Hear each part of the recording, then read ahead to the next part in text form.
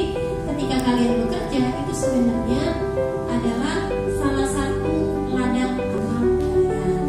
Ya, kalian ngajar sendirian, yang kalian hadapi anak 30-an orang, gitu ya, anak 100-an orang seperti yang kalian hadapi, dan itulah dia ladang pahala saya.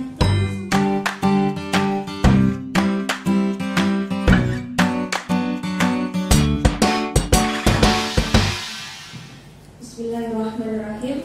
Assalamualaikum warahmatullahi wabarakatuh.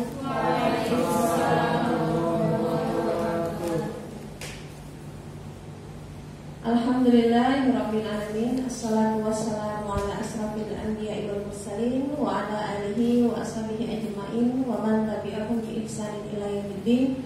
Asyhadu an la ilaha illallah wahdahu la syarikalah wa asyhadu anna Muhammadan abduhu wa rasuluh. Alhamdulillah, Amah Bunda Ustadz sekalian, hari ini adalah hari kedua upgrading SDM baru dan materinya adalah materi yang ketiga, begitu ya, tentang aturan kepegawaian, dan di sini adalah menjadi tugas saya sekaligus menjadi kewajiban saya untuk menyampaikan, begitu. Kenapa? Karena saya di sini adalah pimpinan, begitu ya, dan saya ingin orang-orang yang bergabung di rumah besar ini mereka mengikuti semua apa yang sudah diatur dalam lembaga ini, gitu ya.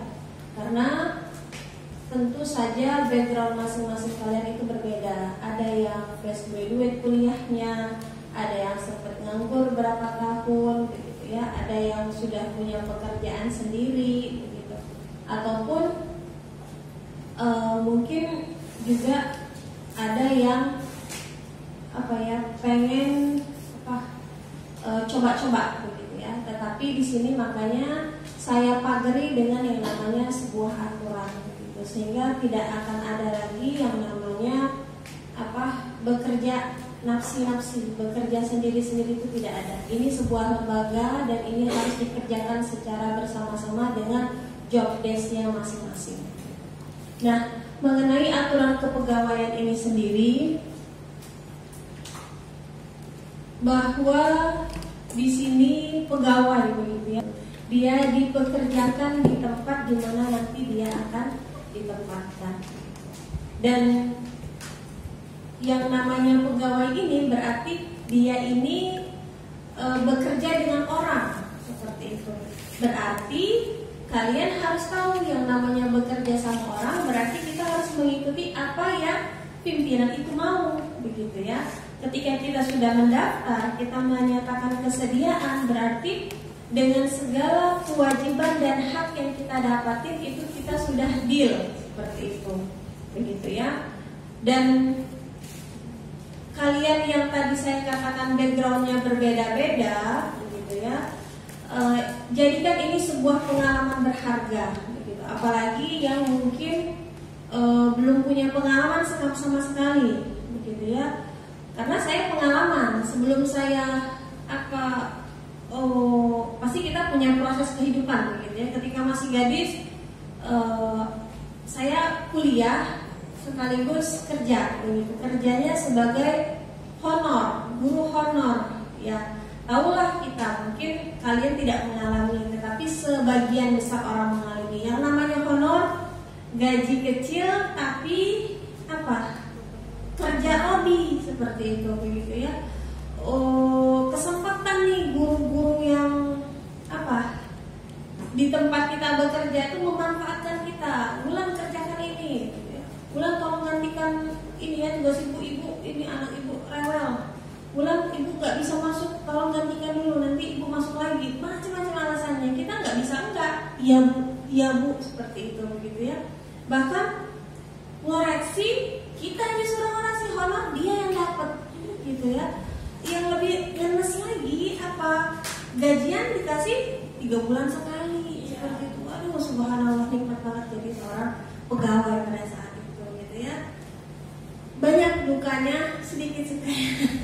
Tetapi itu dijalani, begitu ya, dan itu menjadi pengalaman berharga. Pengalaman itu adalah guru yang sangat berharga, begitu ya. menjadi kuat, nggak cengeng. Gitu ya. Makanya saya pun ketika pada gilirannya harus tidak lagi bergabung di sana, itu ada satu case begitu ya. Karena kalau misalkan saya mau berbicara persoalan ego, saya yang paling banyak berkontribusi, guru-guru di sini kepala sekolah aja nggak tahu gitu ya. Pokoknya kepala sekolah tuh taunya tugas guru ini selesai ditunaikan, nggak tahu kepala sekolah bahwa yang mengerjakan bukan gurunya begitu ya. Sampai pada gilirannya menikah, punya anak, saya tidak bisa optimal gitu ya. Mau bayar pengasuh, ya tahu sendiri gaji namanya orang baru bekerja berapa, jadi terpaksa semua saya handle gitu. Jadi masih sebagai honor begitu ya. Anak saya bawa begitu, dan baru ngajar sebentar, Umi mau pipis gitu ya. Baru ngajar sebentar anak nangis, baru ngajar sebentar nanti ada saja kendalanya gitu ya. Namanya anak-anak kecil, dia nggak nyaman gitu ya. Tapi itu tetap saya jalani. Nah, mungkin ini jadi sebuah catatan bagi diri saya. Sampai pada akhirnya jalan Tuhan, jalan Allah begitu, ketika saya melahirkan anak kedua begitu ya, ditelepon oleh teman saya, "Bulan, kau nih kok udah masuk-masuk?" Kebetulan kepala sekolahnya berganti, kepala sekolah baru begitu ya. Nah, ketika pergantian kepala sekolah baru itu mungkin kepala sekolah tahu dengan saya itu pun ketika beberapa bulan sebelum saya melahirkan gitu ya. Jadi kata, "Masuklah Wulan." "Oh iya, Munia nggak masuk," begitu ya kata teman-teman. Gitu saya. 3 bulan dong, enak aja. Walaupun saya nggak PNS, saya ada hak juga dong begitu. Yang namanya melahirkan dapat cuti itu hak semua orang. Itu dalam pikiran saya ya. Tapi kalau di namanya kepegawaian pemerintah, yang berhak cuti hamil itu ya hanya PNS saja begitu ya.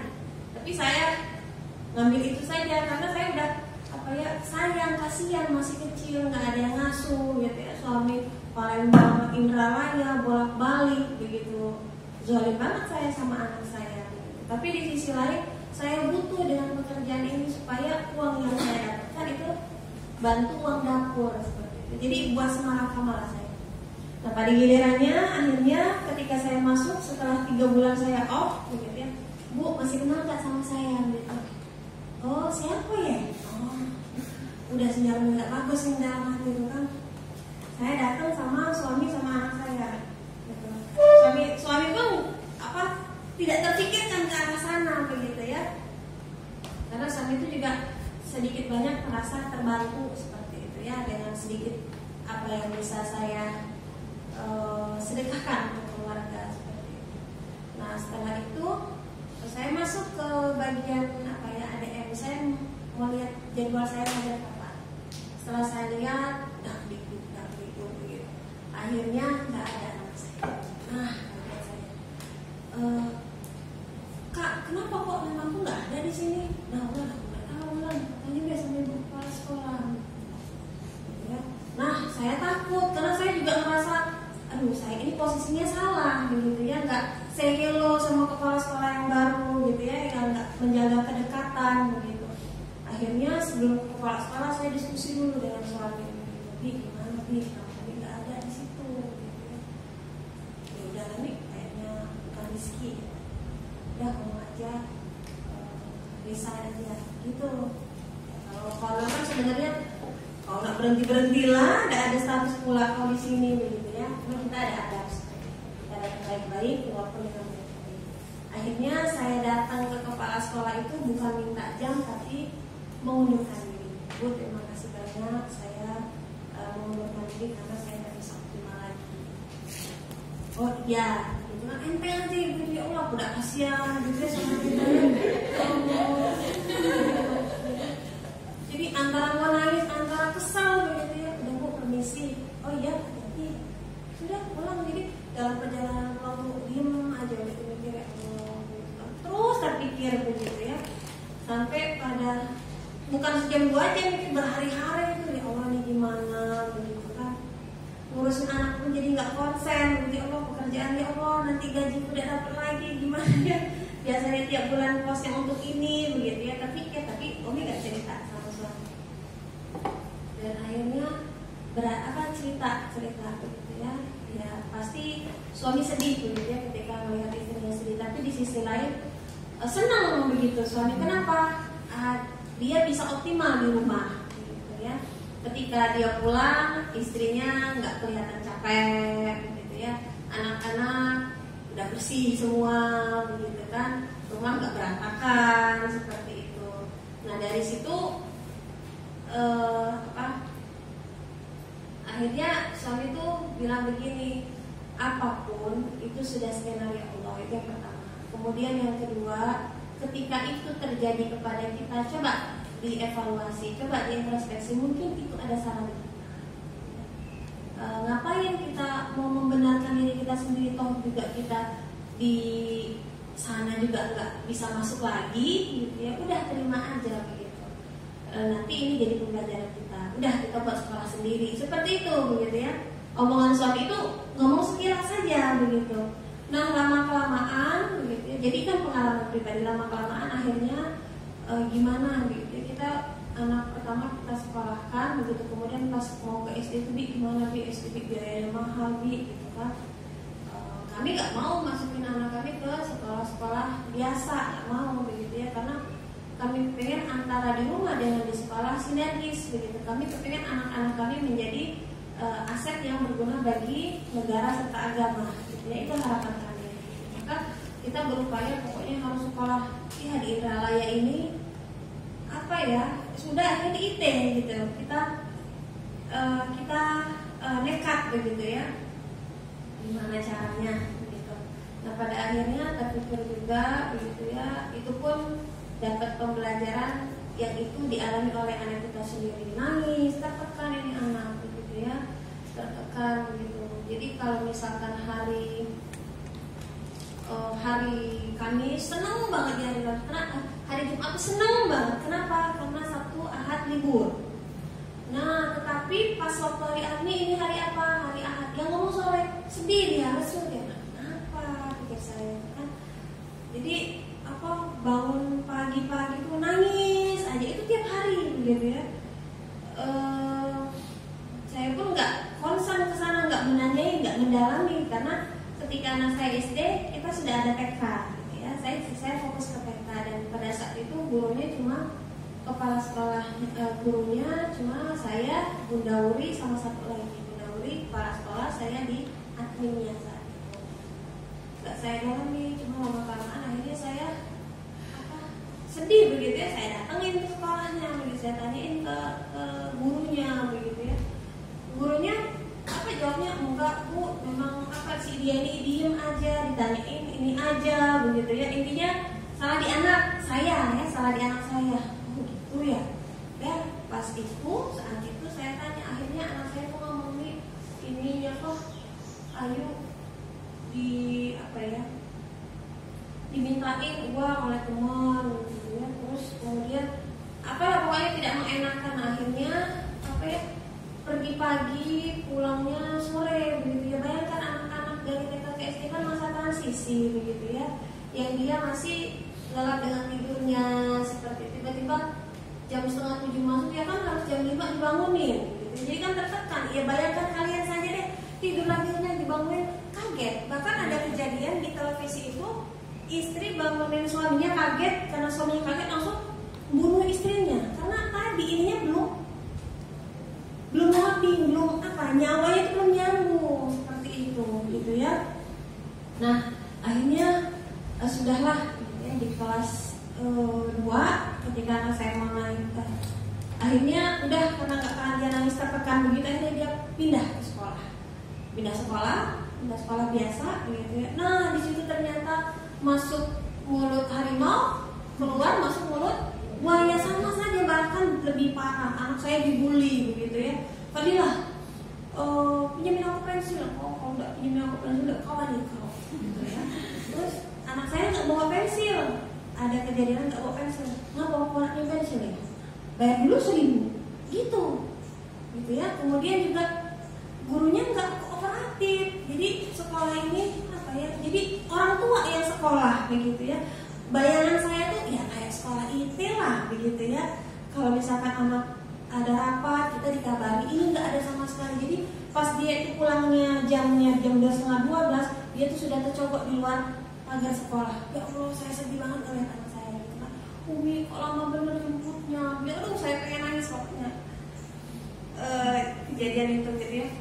Jadi apa, saya cerita ke suami, kok begitu, seperti udah nih gini aja, kita atur strategi. Pokoknya guru tuh kalau Umi apa kasih setiap bulan tuh bawain makanan apa supaya anak kita minimal dijagain, tidak digangguin gitu ya. Seperti itu. Ternyata nggak ada perubahan seperti itu. Jadi anak saya tuh sekolah pulang cepet, masuk jam 7:30, pulang jam 10. Jadi dari jam 10 sampai 11:30 berapa jam? 2,5 jam tercokok di situ. Bunda sama bunda ustaz sekalian tercokok di situ. Uang jajan saya nggak pernah kasih, saya kasih bekal. Ya. Nah, jadi Allah kasihan itu satpam juga di situ nggak ada kerjaannya, cuma diam. Siswa pulang, udah dia ketika anak-anak udah keluar pagar dia pulang ke rumahnya. Jadi benar-benar tidak tugasnya tidak dijalankan dengan baik. Untuk selamat anak kita, coba kalau diculik orang, sudah gitu ya, kiamat seperti itu. Nah, jadi apa ya, di sini pernah merasa pernah kerja sama orang begitu ya. Saya ingin orang-orang yang bekerja di sini tidak mengalami hal-hal yang seperti saya alami secara langsung maupun orang-orang yang bekerja di sini sebelumnya. Saya tidak mau.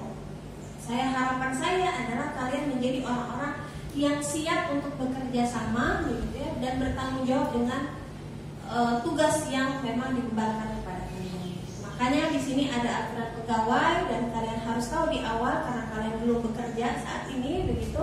Nanti ketika sudah kerja kalian sudah paham, oh ini sudah job desk saya, oh ini memang menjadi tanggung jawab saya ya. Kerjaan tidak boleh pilih-pilih ketika itu, karena semua pekerjaan itu adalah sebenarnya untuk melatih keterampilan kalian sendiri. Ya, nanti ada prakteknya nih. Ada yang nggak keguruan kan jurusannya, nanti praktek buat FPPH. Bagaimana? Ya, kalian nggak paham bertanya. Semuanya diatur dalam aturan kepegawaian. Oke, yang pertama. Sebelumnya saya perkenalkan diri ya. Tadi Ama saya sudah memperkenalkan diri. Sebenarnya saya mau panjang lebar, cuma itu sudah panjang kali lebar, cukuplah saya pikir. Dan saya dipanggil Wulan gitu ya, Umi Wulan. Panggil saya Wulan. Nah, ini dia. Secara umum kalau dalam kepegawaian, kalau pemerintahan itu ada yang namanya PNS gitu ya. Itu mereka itu adalah pegawai pemerintah. Nah, di sini dalam konteks yayasan gitu, kepegawaian itu pertama ada berdasarkan hubungan kerjanya, bahwa ada pegawai tetap dan pegawai tidak tetap. Yang namanya pegawai tetap itu dia bekerja dan dia sudah mendapatkan hak dan kewajibannya secara penuh dari suatu lembaga. Begitu. Dan pegawai tetap ini adalah pegawai yang sudah melewati beberapa proses kehidupan dia selama dia bekerja sebagai pegawai tidak tetap atau pegawai kontrak, dan dia berhak untuk diangkat menjadi pegawai tetap. Yang kedua itu adalah pegawai tidak tetap. Kalau di pemerintahan namanya honorer, kalau di yayasan namanya pegawai tidak tetap atau kontrak ya, seperti kalian saat ini. Di Yayasan Generasi Robbani Sumatera Selatan ini pegawai tetap di yayasan itu ada 2 orang, saya dengan Ustaz Rian.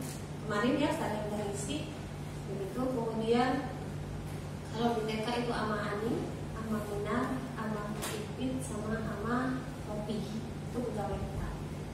Begitu.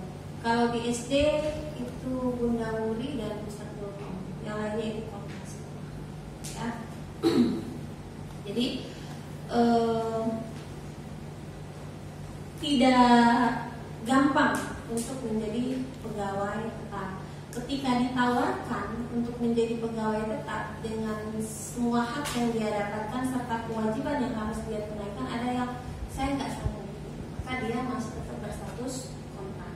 Sudah, kalau masih tetap di sini dan dia nggak sanggup, karena mungkin dia pertimbangkan nanti, mungkin saya menikah, mungkin saya nanti ikut keluarga pindah, jadi akhirnya dia tetap menjadi pegawai kontrak. Silahkan.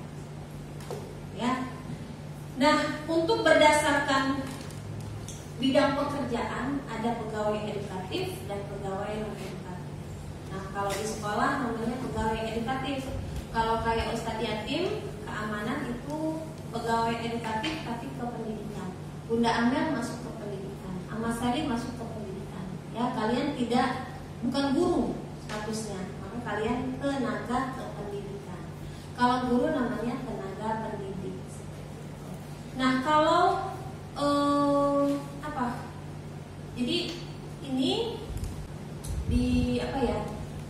kalau di pemerintahan itu kan ada PNS, ada yang sertifikasi. Sertifikasi itu PNS dapat bisa merambah ke PNS maupun ke non PNS. Non PNS ini dia harus GPY ya.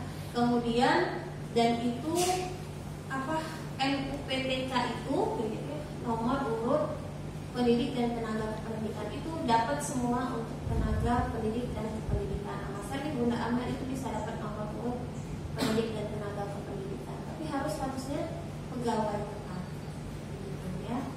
Dan kalian nanti akan dapat tunjangan dari pemerintah. Kalau tenaga kependidikan, kalau pendidik itu dia sertifikasi namanya dapatnya, gitu ya.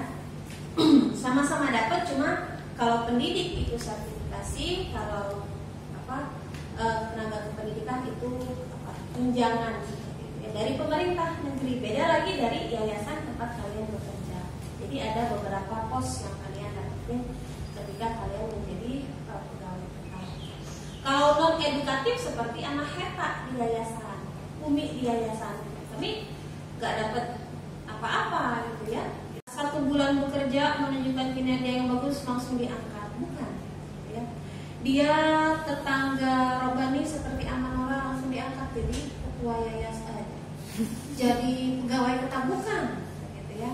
Kemudian dia adiknya Umi misalkan gitu ya, dia langsung diangkat menjadi pegawai tetap yayasan, tidak, dia harus melalui proses yang lumayan panjang begitu. Jadi di sini ketika kita sudah masuk di dalam yang namanya lembaga, nggak ada yang namanya saudara, nggak ada yang namanya tetangga, nggak ada yang namanya suami atau istri, itu tidak ada.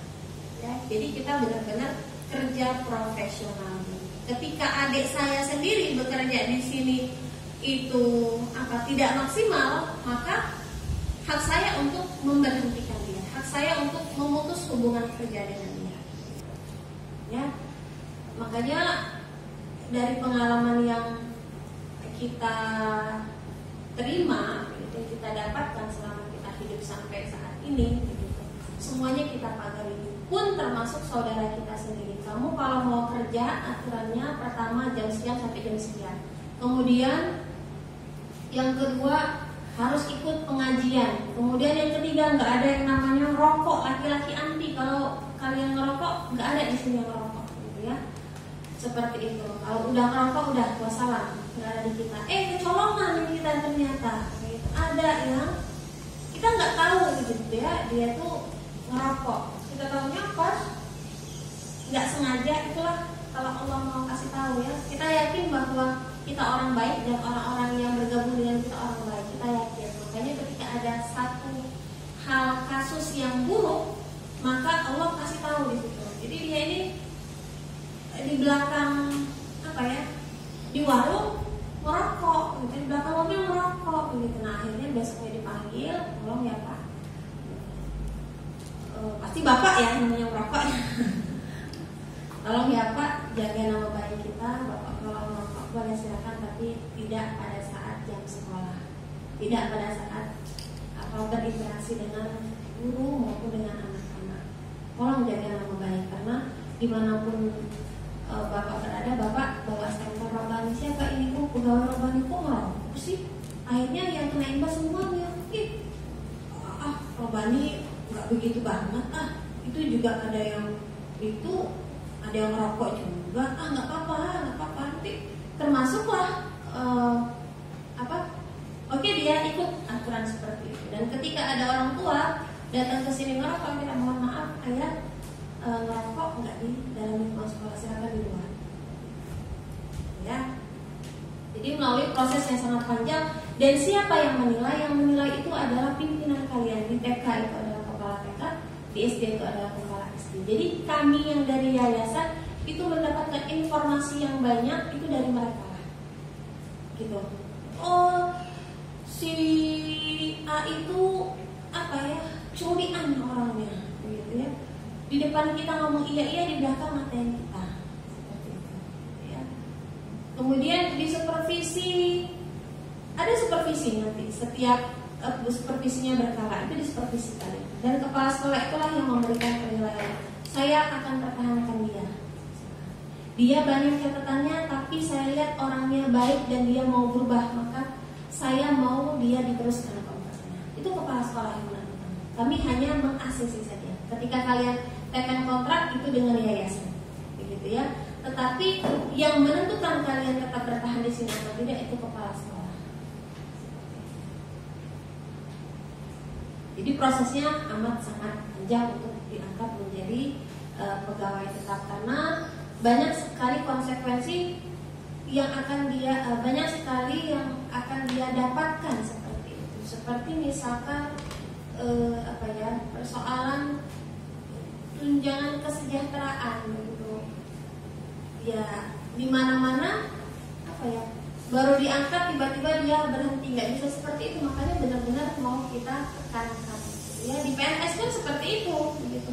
Kalian berkasus kalau di PNS aturannya tidak boleh menikah lagi, gitu kan? Kalau istrinya 2 udah langsung di-delete, dia harus berhenti dia dipecat, gitu ya, nggak jadi PNS lagi. Nah itu ada aturannya, semua hak dia itu dicabut, dia kesehatan, kemudian juga tunjangan nggak dapat lagi, gajian pun sudah pasti nggak dapat. Yang kedua, bekerja untuk jangka waktu yang tidak ditentukan. Jadi ketika dia diangkat menjadi pegawai tetap, maka dia kerjanya seumur hidup sampai nanti ada kasus-kasus atau ada perihal yang itu memang dia tidak layak lagi, seperti meninggal misalkan. Dia udah umur pensiun 60 tahun begitu, maka dia terpaksa harus diputus hubungan kerjanya. Jadi tidak ditentukan batas waktu. Yang ketiga, mendapatkan fasilitas kesejahteraan dan kesehatan secara optimal. Ya, ketenaga kerjaan dia dapat, kemudian juga BPJS kesehatan juga dia dapat, begitu ya. Dan ini adalah tugas yayasan yang harus memberikan hak pegawainya, begitu ya. Tidak berlaku bagi pegawai kontrak, karena pegawai kontrak belum bisa dilihat loyalitasnya seperti apa, kinerjanya bagaimana, itu belum terlihat. Maka dia hanya sebatasnya saja. Kemudian yang keempat, dia gajinya sudah berdasarkan sistem indeks, begitu. Makanya nanti yang indeks ini kan macam-macam, banyak komponennya. Salah satunya itu adalah masa kerja. Maka sudah pasti yang namanya pegawai tetap setiap tahun gajinya nambah, naik, karena ada masa kerjanya, ya, karena mulai kerjanya gitu. Nambah terus.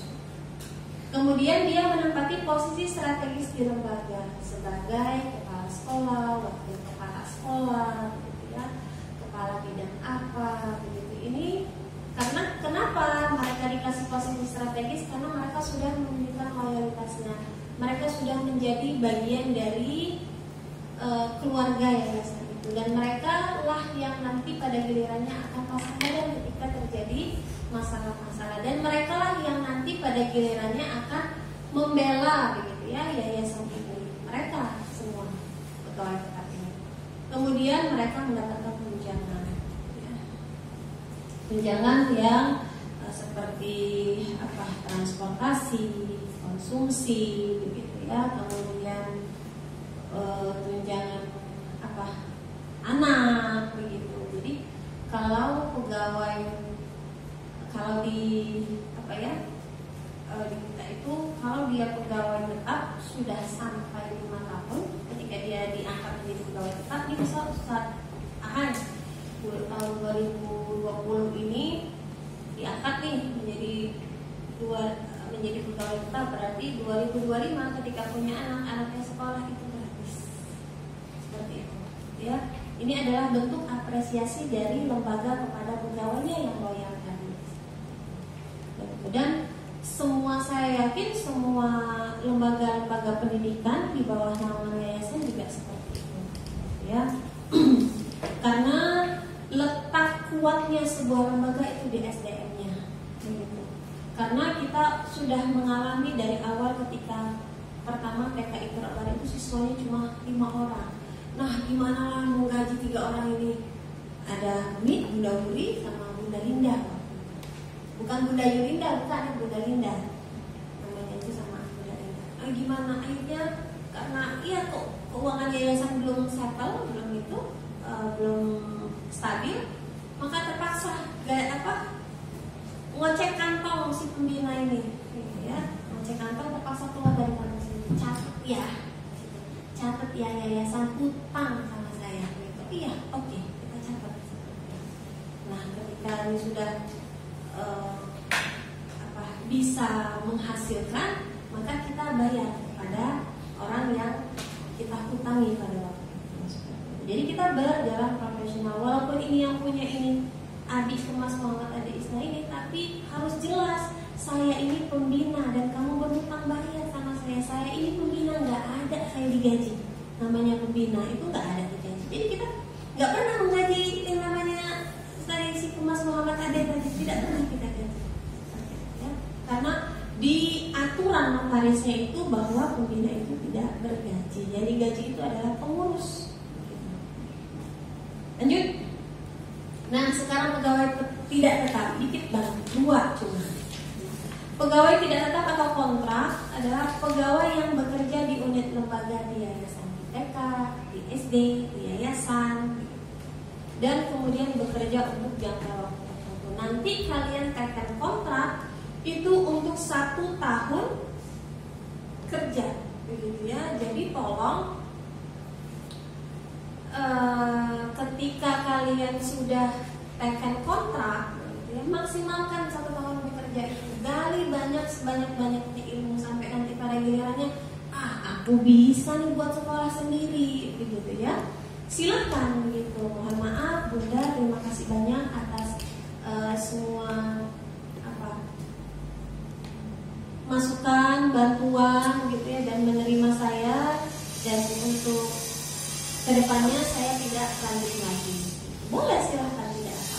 Kalian dioptimalkan, dimaksimalkan di mana kita berada. Kalian kan datang ke sini daftar, baik-baikkan datangnya, maka keluarnya pun juga harus dengan baik-baik. Ketika kita bertamu kan ucapin salam, ketika pulang permisi ya Umi, assalamualaikum, kan begitu.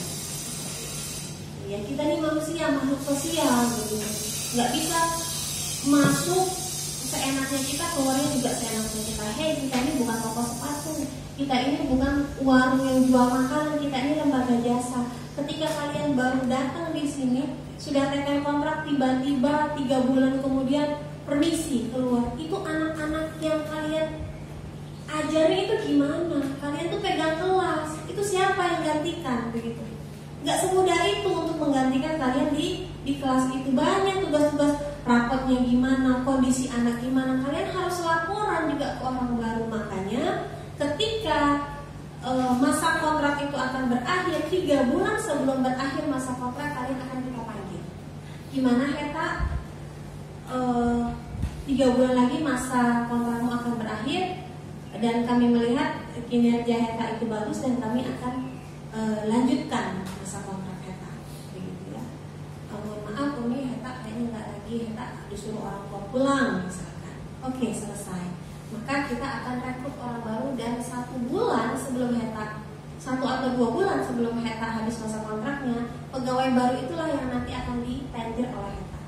Begitu, jadi nggak keluar begitu saja, nggak ngomong permisi, nggak ngomong sepatah 2 patah kata, tiba-tiba langsung pergi saja, telepon nggak bisa ditelepon, WA nggak bisa dibalas, didatangi ke rumahnya juga sumput-sumputan begitu ya, mengatur strategi juga sama orang tua, omongin aku sakit begitu ya, aku di rumah sakit gimana caranya begitu supaya nggak ketemu sama sekolah begitu.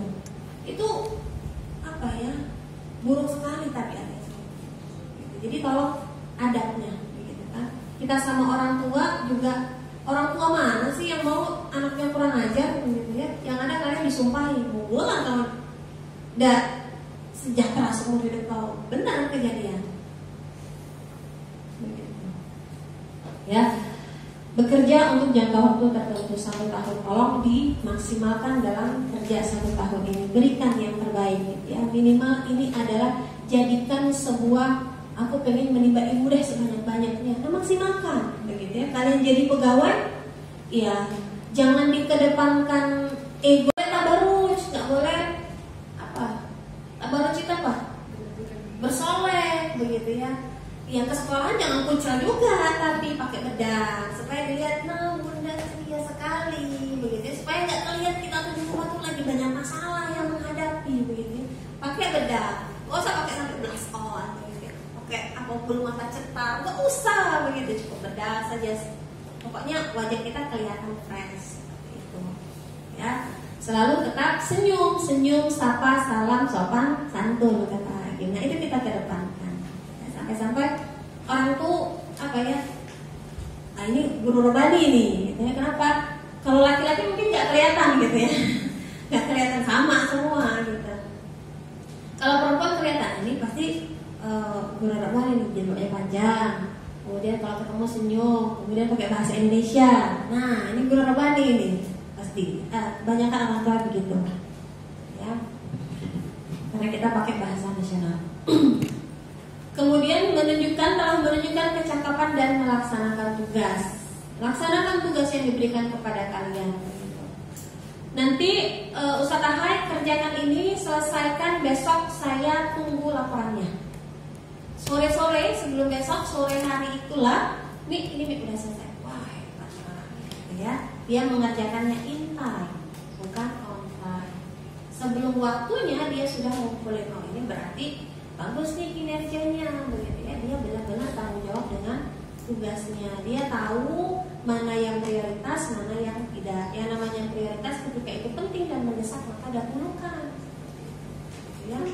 Ketika ini kalian sudah bekerja begitu ya, maka dahulukan pekerjaan utama kalian. Misalkan nih Rizky gitu ya. Rizky kan punya bimbel gitu ya, bimbel buka sendiri bimbel gitu. Nah, ketika bekerja di sini, maka pekerjaan inilah yang harus diutamakan. Silakan atur waktunya. Maaf Bu, maaf Ayah gitu. Untuk bimbel ini saya bisanya hari ini. Kalau dia orang tua itu sudah nyaman sama kita, nah kita suruh tengah malam, hayu pasti kata orang tua. Iyalah nggak apa-apa lah, Bunda Rizky, Umi Rizky nggak apa-apa, kami siap gitu. Karena kami tidak mau sama yang lain, sama Bunda Rizky dulu anak-anak senang. Akan mereka jabati.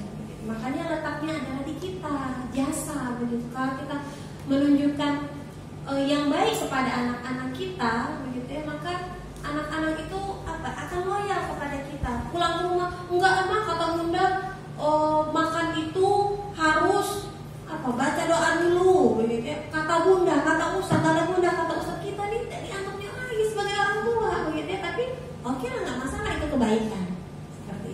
Itu ya yang harus kita kedepankan, dan dia melaksanakan tugas dengan sebaik-baiknya.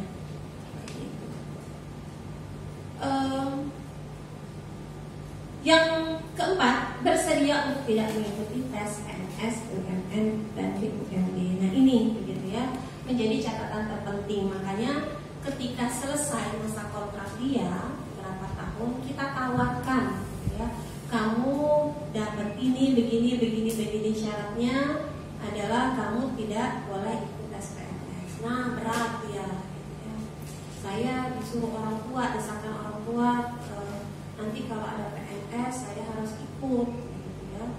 Nah, karena ini tidak tahu kapan PNS-nya, jadi saya tetap mau bekerja di sini. Oke, kita persilakan. Berarti dia tidak kita angkat sebagai pegawai kita.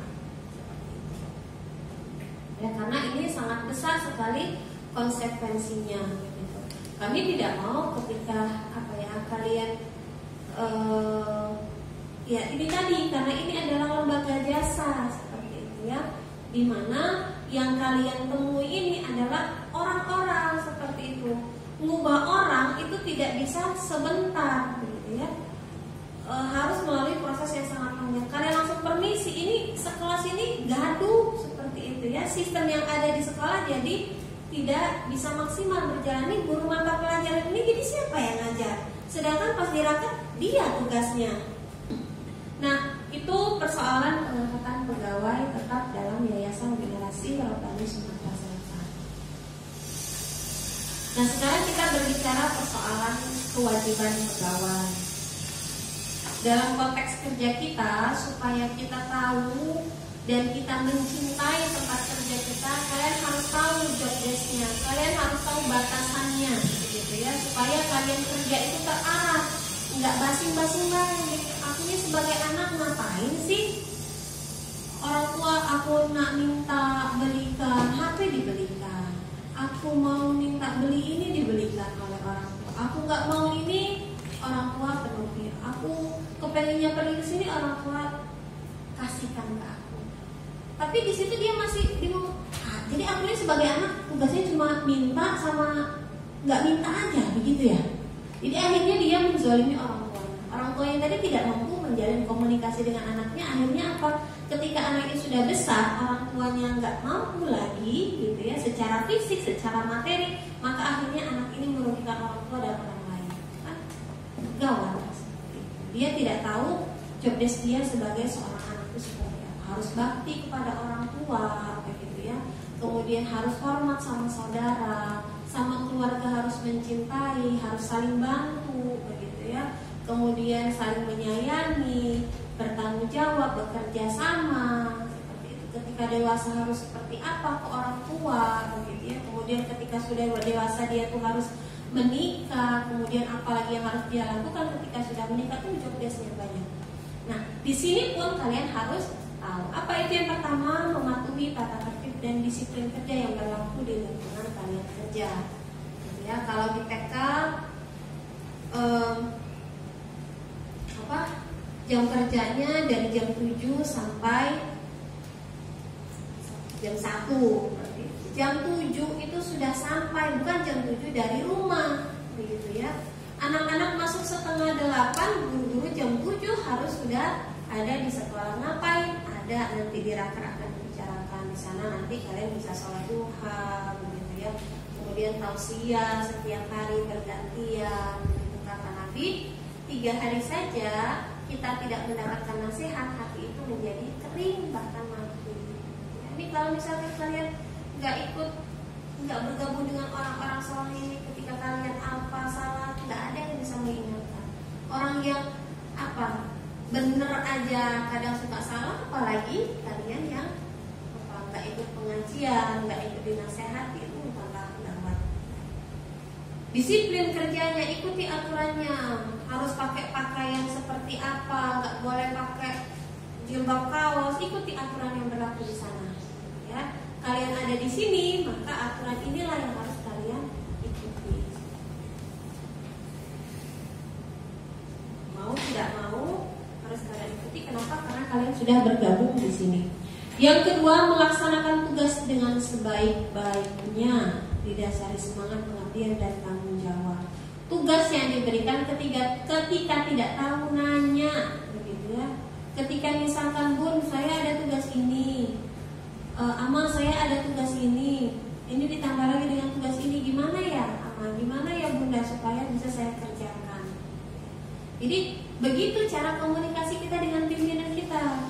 Jangan begini, Bun, saya kan punya pekerjaan ini, masa ditambah lagi dengan pekerjaan? Nah ya, jadi catatan, nggak bisa. Jadi kasihkan, sodorkan begitu ya. Nah, ada pilihan ini, ada tugas dari Umi harus begini, terus Bunda Uli suruh begini, nah gimana Bun, mana yang saya duluin? Seperti itu, kita minta masukan dari pimpinan kita, karena pemahaman kita itu belum sampai kepada pemahaman kepala sekolah yang jauh lebih banyak pengalamannya. Makanya sodorkan gitu ya. Kalian sebagai anak disuruh bapak kalian harus udah gak usah kuliah, kerja saja. Ibu kalian ngomong, udah nak kuliah dulu nak, karena sekarang ini kalau misalkan kalian gak kuliah, nanti kerja kalian paling cuma jadi ojol, paling kalian nanti jadi pedagang kaki lima begitu kan. Nah kalian aja musyawarah, Bu, kata bapak aku harus kerja gitu ya, karena kan banyak adik-adik yang harus kita sokong biayanya masih sekolah. Sodorkan ke orang tua, ke ibu kita itu seperti itu, supaya ibu punya pandangan begitu kan, supaya ibu juga punya gambaran dan terbuka juga, oh ayah betul mintanya seperti ini begitu ya.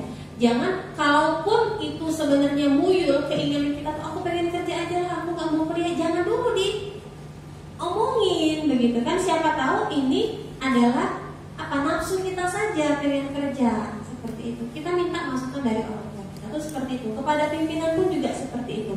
Ustadz yatim begitu, gimana nih Bun, saya masih ada amanah nih sama Ustadz Mulkom ditugasi Umi begini, terus Bunda Wuri minta begini, gimana ya Bun, bagusnya ya Bun. Nah begitu. Jadi ketika nanti Umi marah ke Ustadz yatim, Bunda Wuri pasang badan, Mi saya yang nyuruh, penting ini Mi. Nah begitu ya, oke. Seperti itu ya. Jadi jangan sampai bola mati di tangan kalian. Seperti itu. Ketika ada tugas saudarin, nih Ama saya ini ada 5 tugasnya, harus begini semua, jadi mana dulu ya Ma yang harus saya duluin. Itu seperti itu gitu ya. Pengabdian tanggung jawab begitu, bukan kalian mau sebenarnya, kalaupun itu sebenarnya tersirat, udah banyak bener yang harus aku kerjain ini, gimana ya, mau ngomong nanti aku salah, padahal ini yang harus aku dulu, udah kita lempar saja bola. Gimana nanti keputusannya, dah oke ya, keputusan yang pertama yang harus saya jalani begitu. Nah ketika nanti Umi marah, misalkan tugas yang Umi suruh gak dikerjakan, Mi saya disuruh Ama Ani ngerjain ini dulu Mi, Ama Ani kan pimpinan saya. Nah kalau itu Umi langsung aja ngomong ke Ama Ani gitu ya. Seperti itu, nanti Umi tinggal komunikasikan Ama Ani kan. Jadi kita nggak salah di mata pimpinan begitu ya. Di mata pimpinan yang secara tidak langsung yayasan itu juga kita tidak kena catatan kita gitu ya. Tanggung jawab begitu, ketika itu harus diselesaikan ya harus diselesaikan. Ketika kita tidak mampu selesaikan, maka komunikasikan, maka akan didelegasikan atau dibagi tugasnya. Makanya penting sekali komunikasi begitu ya, supaya kerja kita jadi apa? Usaha jadi apa? Kerjaan banyak, kita komunikasikan. Nah ini nanti kata Abi ya sudah dibagi-bagi. Umi kerjakan ini, Usarian kerjakan yang kedua, Amanita kerjakan yang ketiga, usaha yang keempat saja. Tujuannya apa? Kita komunikasi supaya meringankan begitu ya, supaya ringan beban kita. Jangan pecah kepala aku, akhirnya aku wassalam, permisi baiklah. Nah itu karena kalian tidak komunikasi ya. Salahnya bukan yang kalian pindah pun ke pekerjaan yang lain, kalau komunikasi kalian nggak baik sama saja begitu ya. Jadi sebenarnya yang salah bukan lembaga itu, tapi pribadi kita gitu ya. Maka tanggung jawablah dengan pekerjaan kita. Terpaksa nih harus pekerjaan ini harus kita bawa pulang, apa boleh buat seperti itu, karena kita tanggung jawab gitu ya. Termasuk ketika nanti kalian nih guru-guru akan berhadapan dengan orang tua pada gilirannya. Orang tuanya, Bun kenapa anak saya kok PR-nya nggak dibagikan begini gitu. Nah kalian supaya nggak salah nih, karena pemula ngomong ke kepala sekolah, gimana Bun, gimana Ama ngomongnya sama kepala sekolah. Nanti karena kepala sekolah udah biasa ya ngomong seperti itu gitu ya. Jadi jangan kalian telan sendiri, obat pahitnya dibagi-bagi seperti itu gitu ya. Kemudian yang ketiga, mentaati dan memberikan penghormatan kepada pimpinan langsung ataupun tidak langsung. Pada pimpinan langsung siapa? Kepala sekolah kalian. Secara tidak langsung kepada lembaga yayasan ya. Memberikan penghormatan. Maksudnya apa? Mentaati dan memberikan penghormatan ini adalah kalian bisa memantaskan diri, bisa memposisikan diri seperti itu. Ketika ranahnya lagi diskusi, silahkanlah kalian berdebat ketika ranahnya diskusi.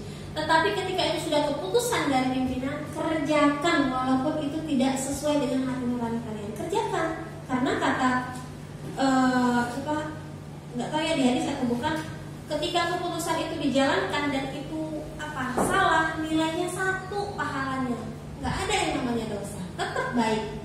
Kalau itu keputusan itu baik, nilainya 2. Kalau ternyata keputusan itu salah, nilainya 1, tetap baik.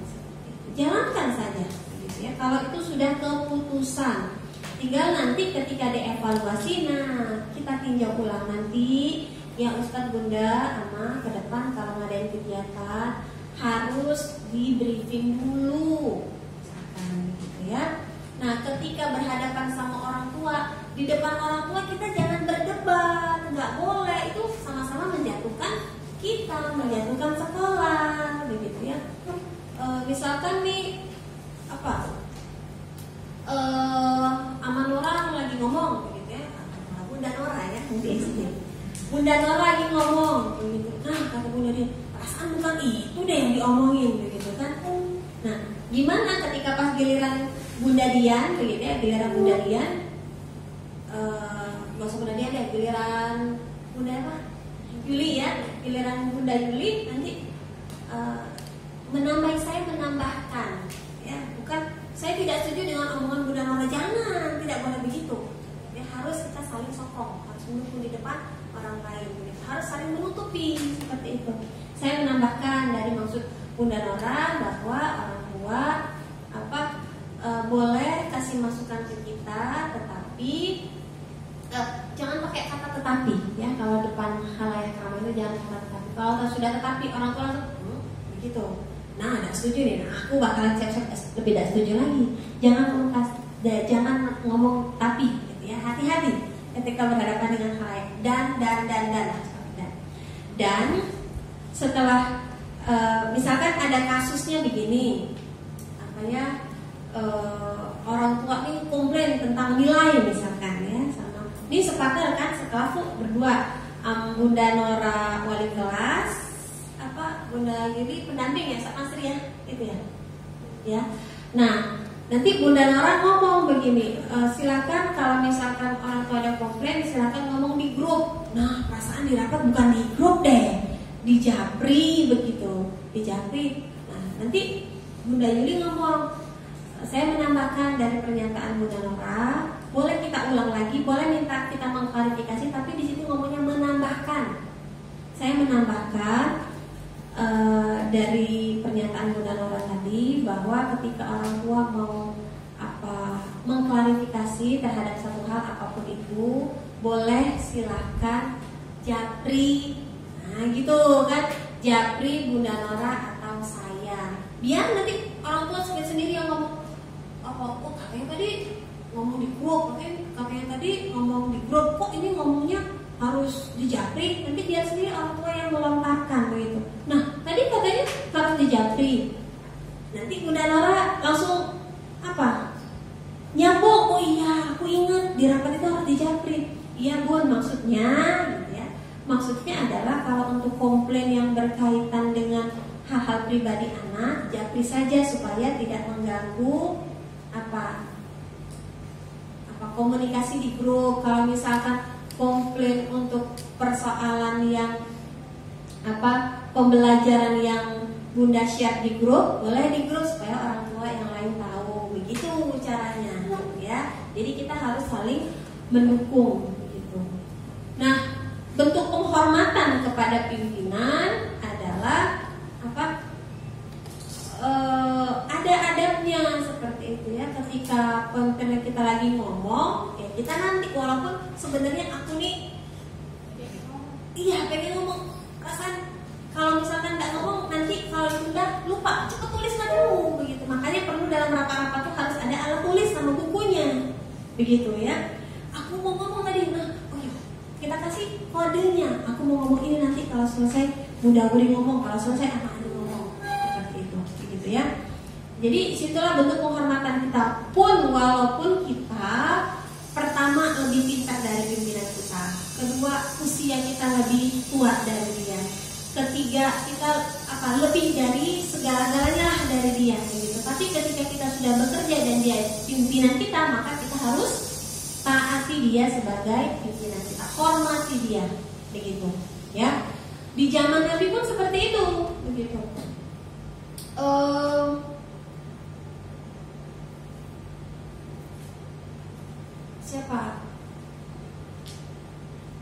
Siapa Salman Al-Farisi gitu ya. Salman Al-Farisi ini adalah sahabat Rasulullah ketika perang akan menghadapi perang Uhud ya. Rasulullah meminta masukan dari para sahabat. Dan Salman Al-Farisi ini dia banyak pengalamannya karena di tempat daerah dia itu ada perbukitan. Maka strategi perang yang ditawarkan oleh Salman Al-Farisi tadi untuk membuat parit itu diterima oleh Rasulullah gitu ya. Namun itu tidak membuat si Salman Al-Farisi berbesar hati, berbangga diri, tidak membuat dia seperti itu. Rasulullah, saya sudah ya kasih masukan, jadi saya nggak usah ke perang. Nggak ada. Dia tetap ikut perang sebagai seorang jundi, sebagai seorang prajurit ya, seperti itu. Dan disinilah ketika kita punya pengalaman yang itu kita bagi, itu nilai lebihnya banyak selain pahala yang kita dapatkan gitu ya. Yang keempat, ikut serta berjuang demi tercapainya visi dan misi lembaga pendidikan. Ikut berjuang begitu ya. Kalau misalkan Bunda, Ustadz dan Amah di sini pengen enak-enaknya saja, ngajar hanya sekedar ngajar, RPPH nggak mau buat begitu. Aku udah banyak pengalaman gitu. Anak yang nangis pun bisa aku diemin begitu ya. Anak yang bermasalah pun bisa aku selesaikan begitu ya. Karena rasa bangga kita, maka mohon maaf, kalian nggak cocok di sini. Kalian nggak bisa bergabung di sini. Kalian harus mengikuti dan kalian harus ikut berjuang bersama kita. Karena lembaga kita bukan lembaga untuk tempat bersenang-senang, tapi lembaga untuk mencari banyak pahala di sini yang pertama, kemudian untuk menambah wawasan keilmuan kalian. Jadi kami ingin kalian mentalnya mental pejuang begitu ya. Luka sedikit nggak cengeng, capek sedikit nggak ngeluh, sakit sedikit kalian tetap tersenyum. Itu harapan kita. Kemudian yang kelima, mengikuti pembinaan kepegawaian. Nah ini penting sekali, kewajiban kalian gitu ya. Tadi disampaikan bahwa kita ngaji di sini bukan hanya sekedar ngaji Quran di rumah aja bisa, ya. Tapi banyak hal yang kita dapati ketika kita ikut pengajian. Ya, keislaman kita, pemahaman kita akan agama kita bertambah, gitu ya. Kemudian kita lebih jelas keberadaan kita di sini ini sebagai apa, begitu ya. Bukan seperti orang-orang kafir yang kehidupan itu cuma sampai dunia aja, gitu. Ketika sudah meninggal sudah selesai. Tidak, kita masih ada kehidupan setelah mati. Ini baru kesinggahan loh. Kehidupan sebenarnya ada setelah mati, betul kan? Jadi ketika kalian bekerja itu sebenarnya adalah salah satu ladang amal kalian. Ya, kalian ngajar sendirian, yang kalian hadapi anak 30-an orang, gitu ya. Anak 100-an orang seperti itu yang kalian hadapi. Dan itulah dia ladang pahala saya. Ketemu sama anak yang bermasalah, dikit-dikit nangis, dikit-dikit jahilin kawan yang nggak perlu nggak perlu dimarahi. Memang pertama pasti dia. Yang kedua, otak dia baru sampai situ. Tugas kita lah yang mengajarkan, yang ngasih tahu, nak nggak boleh kalau mau kenalan sama teman tuh salaman, dicuil begitu ya, nggak tepuk begitu ya, banyak ditendang, bukan seperti itu. Begitu. Mungkin di rumahnya begitu ya, diajarin kita ketika di sekolah kamu harus begini dan itulah ladang pahala kita. Ketemu sama anak yang seperti itu, ya Allah ini ladang pahala saya begitu. Jadi kita nggak ada rasa kesel begitu ya sama anak. Karena juga nggak boleh itu amanah orang tua begitu. Kalau misalkan ketahuan ada guru di Robani ini yang mukul, kalian pecat langsung begitu, merusak nama baik sekolah. Insya Allah kalian tidak makan yang ngaji begitu ya. kata Rasul itu, didiklah anakmu sesuai dengan zamannya. Iya, zaman dulu kita mungkin gak bisa ngaji, oleh guru ngaji tepak gitu ya. Ini apa dibaca? Pendek panjang? Pendek Ustaz, tepak. Itu zaman dulu. Dan nyata berhasil kan, kita tahu panjang pendeknya dengan didikan seperti itu. Nah sekarang itu nggak bisa seperti itu. Orang tua ngadu bakal ke polisi yang di penjara kita. Kenapa? Karena juga media ini udah terbuka luas. Jadi kita nggak bisa yang namanya macam-macam. Nah, itu yang diajarkan oleh yang diinformasikan gitu ya oleh Nabi kita Muhammad SAW. Makanya ikut pembinaan. Ada treatment menghadapi anak. Karena kadang-kadang ada satu hal yang nggak bisa anak ini harus dicontohkan, begitu, harus dicubit, begitu. Mau tidak mau. Di dalam Quran sendiri persoalan kisos, begitu. Ketika kamu disakiti seperti itu maka balaslah dengan setimpal, gitu kan? Itu di dalam Al-Quran. Tetapi kata setimpal ini kita nggak bisa mengukurnya, nggak bisa tahu bentuknya seperti apa. Tetapi di situ diperbolehkan, gitu ya, dipersilakan. Jadi misalkan ada anak nih, dia ini kerjaan nyuilin kawan, nendangin, gitu ya, mukulin kawannya. Nah sekarang di sini, tepuk, ya sakit nggak? Sakit bunda. Nah berarti teman kamu juga sakit, nggak boleh ya seperti itu. Jadi dia tahu, sakit, digituin. Mungkin dia di rumah nggak pernah begitu ya digituin orang tuanya. Dia juga cuma ngeliat di televisi, mungkin di kawan-kawannya gaul, kawan-kawan mainnya seperti itu. Tapi dia belum pernah merasakan dipukul temennya, gitu kan. Jadi dipikir dia, begitu ya cara kawan supaya banyak kawan. Padahal sebenarnya banyak kawan itu karena kawan-kawan yang lain takut pada si kawan yang suka mukul tadi, makanya banyak teman, begitu. Nah, makanya kita sebagai guru harus banyak bahasa verbal, nggak bisa pakai bahasa isyarat.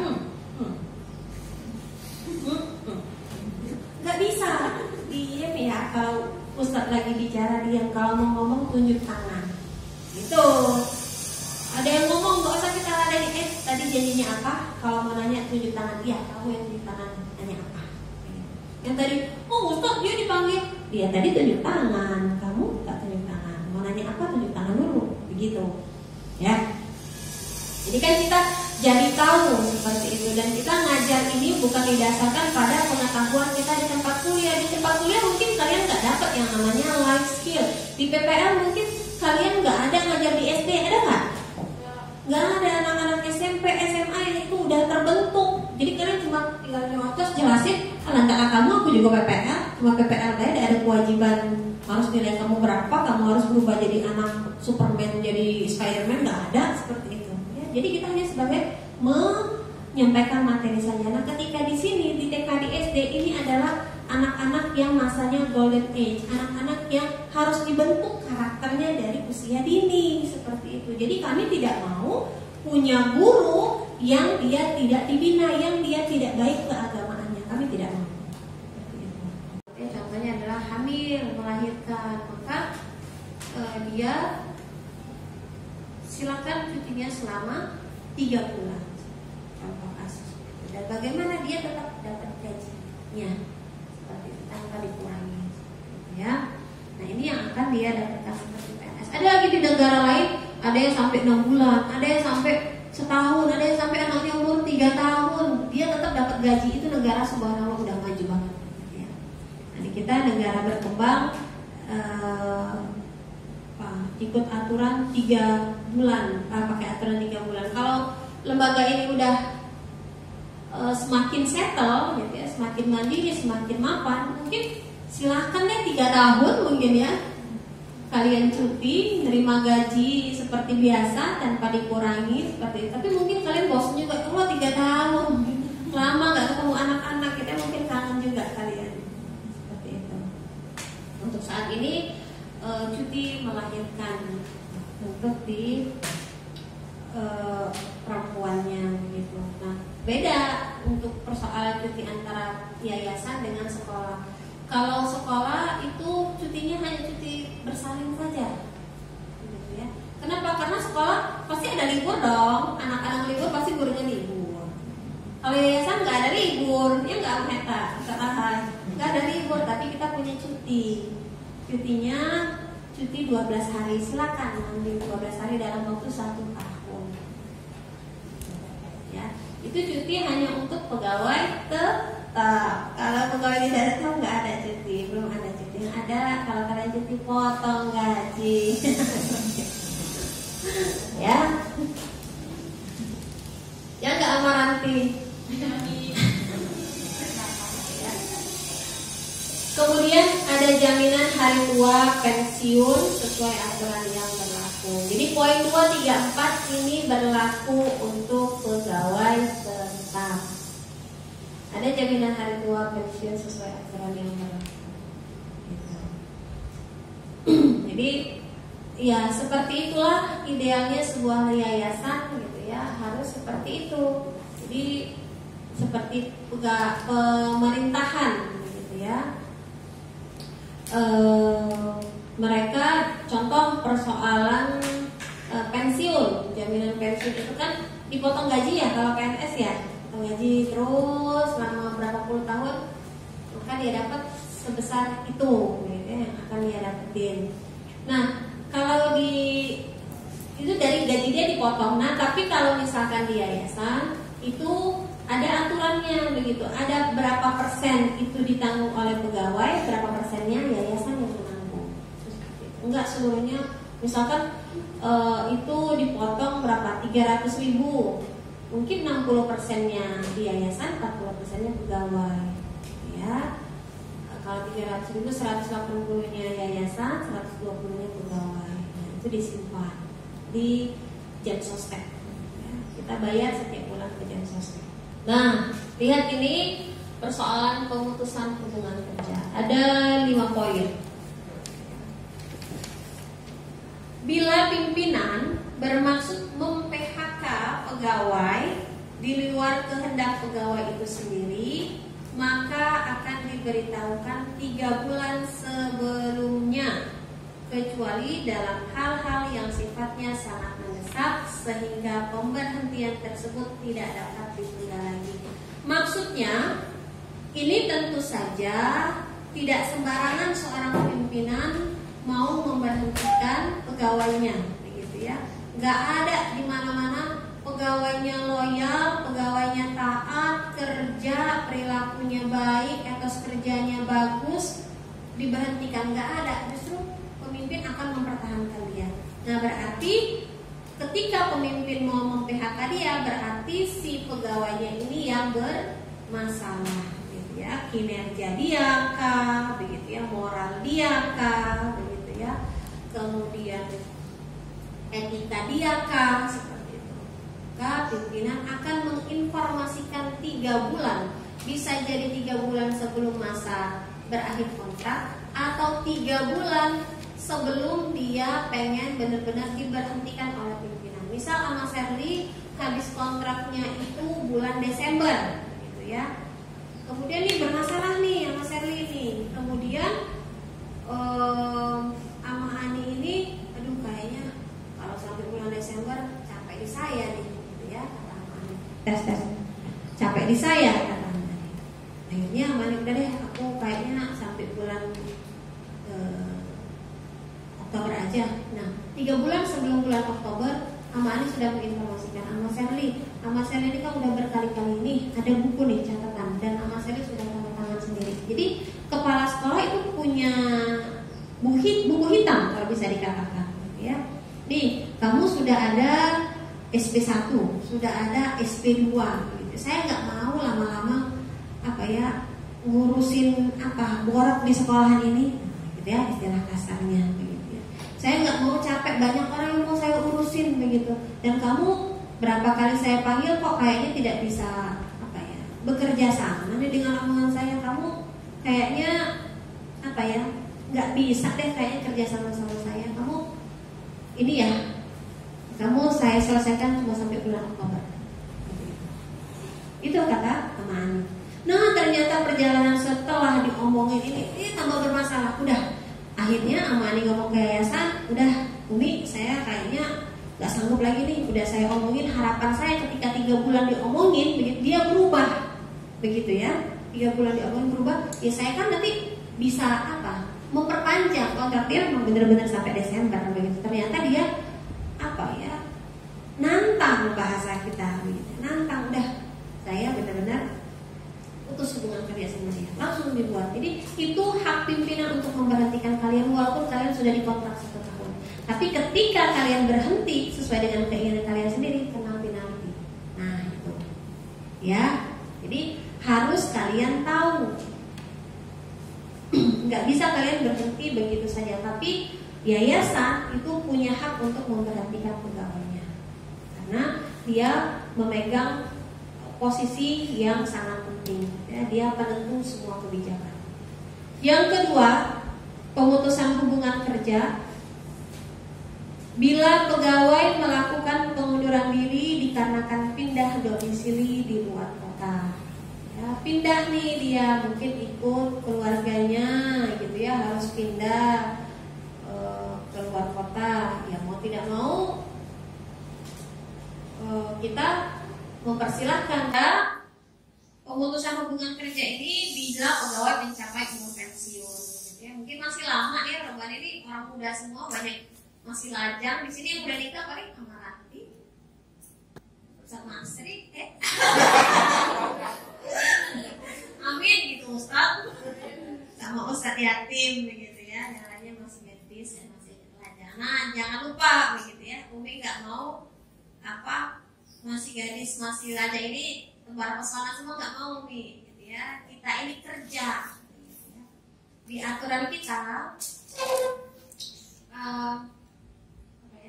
kalau misalkan ada cinlok nih bahasakan, misalnya ya cinlok, maka mohon maaf salah satunya harus berhenti dari sini, karena kita tidak mau ketika bekerja nanti urusan rumah dibawa ke dunia kerja. Misal Ama Heta sama Ustaz Masri nikah, misalkan, nah kemudian lagi berantem ini, gitu ya, lagi berantem, nanti Ustaz Masri lagi ngajak, ayo saya lagi pusing, anak-anak dimarahin padahal aku lah salah anak-anak, itu masalah lu gitu, tolonglah jangan dibawa ke sekolah. Masalah ketika sampai di sekolah lebar-lebar senyuman itu tuh, begitu baca basmalah, niatkan Bismillah aku mau ngajar seperti itu, maka Allah akan luruskan terus niat kita, ya. Nah itu yang tidak kita hindari, yang kita hindari, kecuali kalian itu diangkat ketika kalian sudah menikah sebelumnya, kayak Umi sama Abi, gitu kan? Apakah ketika kalian mendirikan yayasan ini kita cerai aja, Bi? Nggak bisa, kan udah nikah sebelum yayasan ini berdiri. Komsin salah kan telam begitu. Mereka kita terima kerja, mereka udah nikah, begitu ya. Nggak mungkin terpaksa kalian harus kalian pisahkan, nggak bisa. Kecuali kalian udah menikah ketika kami terima kerja. Ya. Yang kelima, bila pegawai habis kontrak, 3 bulan sebelum masa habis kontrak kalian akan kita panggil, begitu ya. Kita panggil, dan selama kalian dikontrak, ketika kalian ada masalah, kalian akan dipanggil langsung oleh kepala sekolah, gitu ya. Kamu salahnya begini. Kamu mau berubah, mau buat di buku kita apa kesalahan kamu dan apa yang harus kamu lakukan ke depan, tanda tangan. Dia sendiri yang tanda tangan, begitu ya. Sekali, 2 kali, 3 kali masih kesalahan, dapat SP1, surat peringatan 1. Bermasalah lagi SP2, bermasalah lagi pecat, ya, maka berlaku aturan yang sama. Nggak perlu tunggu sampai habis masa kontrak seperti itu. Kami nggak mau karena apa masalah kamu kita kena imbasnya, gitu ya. Karena kita ini jasa berkaitan dengan orang, perusahaan manapun, bahkan yang lebih ekstrim sekali perusahaan tambang, tadi cerita itu apa? Tanpa sengaja pegawainya ini bawa korek, jadi kan ketika mau masuk ke apa bawah tanah itu diperiksa, korek langsung berhenti, nggak pakai alasan apapun, karena itu sudah jadi SOP-nya sendiri. Gitu, ya pada jangankan ngerokok, bawa korek pun kamu diberhentikan seperti itu. Begitu. Nah kita tidak seperti tidak se ekstrim itu. Kalian kan manusia ya, namanya manusia kadang-kadang apa ya begitu. Makanya kita panggil seperti itu. Harapannya ketika dipanggil tahu kesalahanmu dan mau berubah seperti itu. Ya. Nah, ketika kita panggil 3 bulan sebelum habis masa kontrak akan dikasih tahu bahwa bagus kinerjanya, kita teruskan kontrak, gimana, siap dengan menerima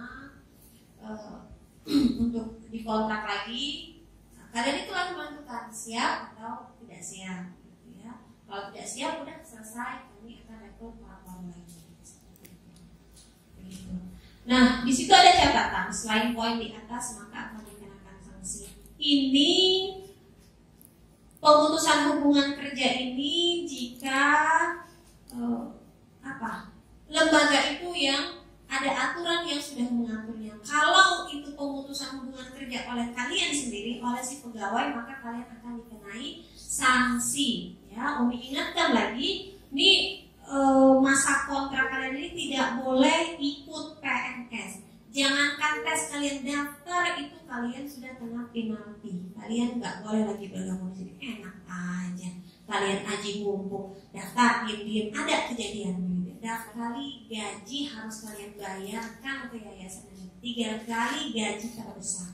Misal Bunda Desi, Bunda Desi di yayasan. Contoh Bunda Heta ngajar, Bunda Heta ngisi ekskul, Bunda Heta ngisi pelatihan apa di RLC, dapatlah gajinya 6 juta. Jadi gaji terbesar itulah 6 juta itu dikali 3, 18 juta kamu harus bayar ke yayasan ini. Ya, jadi sebelum kamu dikontrak, sebelum kamu ikut raker begitu ya, pikirkan baik-baik, saya mau mantap di sini atau saya mau PNS. Kalau kamu mau PNS, nggak usah datang lagi. Tetapi ketika kamu itu sudah disampaikan ya, ketika kamu disampaikan kalian hadir di sini, insya Allah mantapkan niat kalian bahwa kalian akan berkontribusi secara maksimal selama dikontrak selama 1 tahun ini. Ya, seperti itu. Itu persoalan pemutusan hubungan kerja supaya menjadi pegawai yang baik.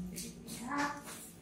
Ini saya pribadi begitu, berdasarkan pengalaman, maka saya ingin berbagi kepada kalian begitu ya, supaya kalian Bunda, Ustadz dan Amal sekalian kerjanya ini menyenangkan begitu ya. Dan juga kalian tahu bagaimana supaya kita tuh semangat untuk bekerja. Sama halnya ketika kita sekolah, semangat untuk sekolah dikasih tahu kalau oleh guru itu, kalau nilaimu bagus kamu bisa dapat ranking 1, 2, 3, kan semangat kita sekolah gitu, belajar gitu ya, ngerjain tugas, nanya sama guru sampai benar-benar ngerti, bahkan ikut les kita itu ya supaya bisa dapat ranking 1. Nah, seperti itulah yang akan berbagi kepada kalian supaya kalian itu dapat ruhnya. Mengajar itu, bekerja itu dapat ruhnya, bukan semata-mata money oriented. Kalau kalian semata-mata hanya karena uang yang pengen kalian dapetin, nggak akan pernah cukup. Tips-nya itu adalah niat yang tulus. Jadi tolong perbaiki niat kita begitu ya. Dan kita minta ketika kita datang kemana, sini, ketika kita mau memulai aktivitas, mulakanlah dengan basmalah, Bismillahirrahmanirrahim, dengan menyebut nama Allah yang Maha Pengasih lagi Maha Penyayang, sertakan Allah dimanapun kita berada. Ya Allah, astagfirullah, anak ini kok diomongin nggak nurut-nurut, sertakan Allah begitu. 20% kita selesaikan, 80% Allah yang tuntaskan. Begitu, nggak perlu kita 100%, karena segala sesuatunya itu Allah itulah yang mampu membolak-balik hati manusia. Allah itulah yang mengatur setiap bala bencana. Ini anak karena tadi yang si guru tadi itu kan disuruh infak, hanya susah minta ampun ya Allah. Padahal tahu nggak kalian dari yang namanya kita berinfak itu sebenarnya kita itu menitipkan uang kita ke Allah, pasti Allah balikan, bahkan Allah lebihkan. Ini nggak mau infak, enggak aku lagi banyak keperluan, ya Allah kok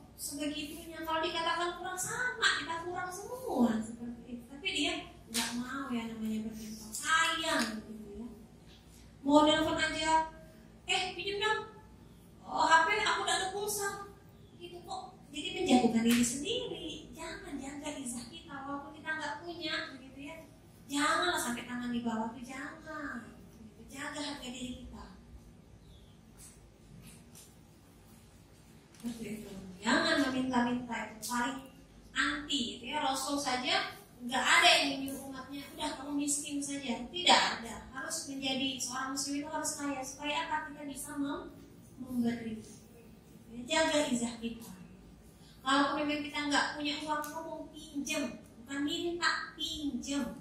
Seperti itu. Termasuk kami juga mempertahankan lembaga ini adalah walaupun yayasan ini belum bisa menggaji banyak orang, begitu, kami mau pinjam ke orang, nggak perlu kalian tahu kami pinjam kemana, berapa banyak yang kami pinjam, nggak perlu tahu kalian. Yang penting kalian sejahtera, karena kalianlah yang kami pertahankan.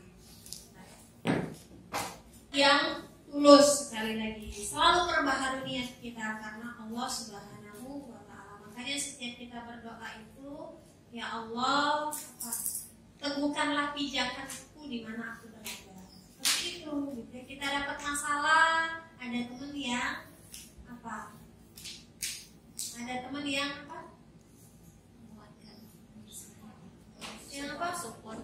support, ya, ada teman yang nyayangi kita, seperti itu. Jadi nggak terpuruk benar kita, begitu ya. Hadirkan saja Allah, gitu. Dapat masalah itu, aku di mana terus soal kepala sekolah ini, ngadu aja ke Allah, gitu ya. Temui kepala sekolah, Bun, Ama, saya ini salahnya di mana, ngomong, tanya, seperti itu. Jadi kalau kita hanya diem saja, nggak ngomong, Bun, salah saya di mana, gitu. Kalau kita nggak terbuka seperti itu, ya sampai kapanpun kita nggak akan bisa berubah. Ini kalian kan nanti akan menikah, begitu. Kalian ketemu dengan orang yang asing yang belum kalian kenal sebelumnya. Kalaupun sudah kalian kenal, itu luarnya saja, dalamnya belum tahu sifat aslinya, begitu ya. Makanya hadirkan Allah. Nggak bisa ketika kita dapat calon suami, sudah menikah dengan istri atau suami kita, begitu ya. Kita nggak senang satu hal, udah deh, kayaknya nggak cocok deh kamu jadi pasangan saya. Udah kita cerai saja, nggak bisa semudah itu ngomong kata cerai. Ya, jalin komunikasi yang kalian pendiam. Nah, sudah ngajar ini, pas ngajar ini harus interaktif, komunikatif sama anak, sama siswa, seperti itu. Ya, kalau kita tertutup sama anak-anak nggak nyaman sama kita. Anak-anak nggak mau terbuka, seperti itu. Ya, akhirnya materi pembelajaran itu nggak akan bisa maksimal, gitu ya. Begitu. Kemudian yang kedua, komunikasi yang baik untuk menjadi seorang pegawai ini, begitu ya. Jadi dalam hal ini komunikasi dengan sesama sejawat, komunikasikan, begitu. Karena ada kasus, ada kejadian, begitu ya. Si satu orang ini, si guru ini ngomong ke pegawai, Bun, sudah aku tugasin ke walasnya, begitu ya. Nah, ternyata ketika di hari itu ada kegiatan, si yang pendamping ini nggak datang, ya. Nggak masuk. Kok riweuh kelas ini? Datanglah kepala sekolah, manggil si walasnya. Ini mana gurunya? Nah, nggak tahu saya, Bun. Lah, katanya dia ngomong saya, katanya sudah komunikasi ke kamu. Mana ada nggak ini? Nggak ada, Bun. Nah, itu dia nggak menjalin komunikasi sama walasnya, itu kan partnernya. Nah, siap-siap lah kalau sudah nikah ini mana dia sama pasangannya. Kalau alam bisawab, gitu ya. Hal yang kecil saja dia tidak bisa membangun komunikasi. Di depan pimpinan saja dia bagus, tapi sesama teman dia tidak bisa menjalin komunikasi yang baik, seperti itu. Jadi harus komunikasi, segala sesuatunya, sekecil, seremeh-temeh, sepele apapun dikomunikasikan, begitu ya. Ini adalah bahan latihan kalian juga sebenarnya. Kalian belum menikah tapi sudah punya anak, nah latihanlah, begitu ya. Maka ketika udah menikah, tinggal langsung praktek aja, karena kalian sudah menjalani dengan anak-anak sekecil apapun. Anak-anak, Ustaz lagi seneng nih, Ustaz pengen cerita, walaupun sepele. Anak-anak kan juga butuh yang namanya intermezzo. Gak mau datang awal tuh langsung belajar, gak mau anak-anak, begitu kan. Main dulu, persepsi dulu, dulu sama anak-anak, dibayangkan dulu gitu kan, tergambarkan, oh begitu. Jadi mereka asik ketika dikasih tugas, ya begitu. Komunikasi yang baik gitu ya. Dengan orang tua pun juga harus seperti itu, komunikasinya harus komunikasi yang baik. Tolong begitu ya. Jadi guru mau tidak mau begitu ya. Ini misalkan kalian di rumah itu fokus jam 18.21 nggak terima telepon ataupun WA, HP nggak dibuka sama sekali misalkan. Nah ketika sudah jadi guru nggak bisa enggak, itu HP harus standby di samping kalian. Gitu. Orang tua akan marah. Ini misalkan orang tua nih ada tugas, nanya malam-malam baru pulang kan, anaknya baru ngelapor, ini ada tugas ini, gimana mah? Nah nggak ada bahannya, aku harus ngomong nih sama gurunya supaya cepat dikerjakan tugasnya. Dia ngirim sore, si ibu ini nggak dibalas-balas, balas-balasin baru subuh, marahlah orang tua begitu ya. Nah tolong jangan sampai kejadian ini guru-guru SD nih suka begitu ya, Umi dapat laporan. Nah, kalau kalian standby HP, kuota harus ada begitu, oke? Itu tuntutan, nggak bisa nggak, apalagi kalian walas, apalagi guru seperti itu yang berhubungan dengan orang ketiga gitu ya. Harus cepat responnya kalian ke orang tua. Ketika itu ada persoalan-persoalan strategis, tanyakan dulu, komunikasikan dulu dengan kepala sekolah. Misalkan juga ada kejadian gitu ya, anaknya jatuh, komunikasikan dengan kepala sekolah, jangan kalian tanggung sendiri seperti itu. Karena bisa jadi kalian nggak paham begitu ya, ternyata orang tuanya ini saja yang membesar-besarkan begitu ya. Sebenarnya cukup saja dijawab, iya mama, terima kasih atas masukannya, mohon maaf atas kelalaian. Sebenarnya sudah cukup. Karena kalian nggak komunikasi sama kepala sekolah tadi, jelas soalnya dari awal sampai akhir tuh lama ngetik gitu kan, 2 jam ngetik tadi tuh. Padahal sebenarnya cuma kata-kata sedikit saja yang melegakan orang tua. Makanya perlu komunikasi seperti itu, ya. Gitu. Kalau ada kendala, misalkan, ama saya ini ada kendala HP saya begini-begini, begitu. Kasih tahu kendalanya, jangan kalian tuh telan sendiri kendala kalian, maka akan kita carikan solusinya sama-sama. Nah, aku pinjemin HP aku. Nah, berapa lama? Ya, begitu. Karena kita di sini adalah keluarga besar seperti itu. Masalah kalian, masalah kita juga. Begitu. Kita tidak mau karena masalah kalian ini akan berimbas kepada pekerjaan. Kita tidak mau, ya, karena kita ini mengajak kalian itu berlari seperti itu. Kalau misalkan kalian pemahamannya nggak sama seperti kita, juga kalian orangnya introvert, berterusan introvertnya, ya kalian yang akan menghambat pekerjaan kita seperti itu, ya. Seperti yang sudah Umi sampaikan, kita memikirkan kalian gitu ya. Guru-guru yang lain silakan kalian tinggal di rumah yayasan seperti itu, dengan harapan supaya kita belum bisa nih kasih lebih dalam persoalan gaji, tapi sedikit minimal bisa membantu meringankan pengeluaran kalian, bukan seperti itu, ya. Yang ketiga, loyal. Loyal itu jor-joran itu setia, gitu ya.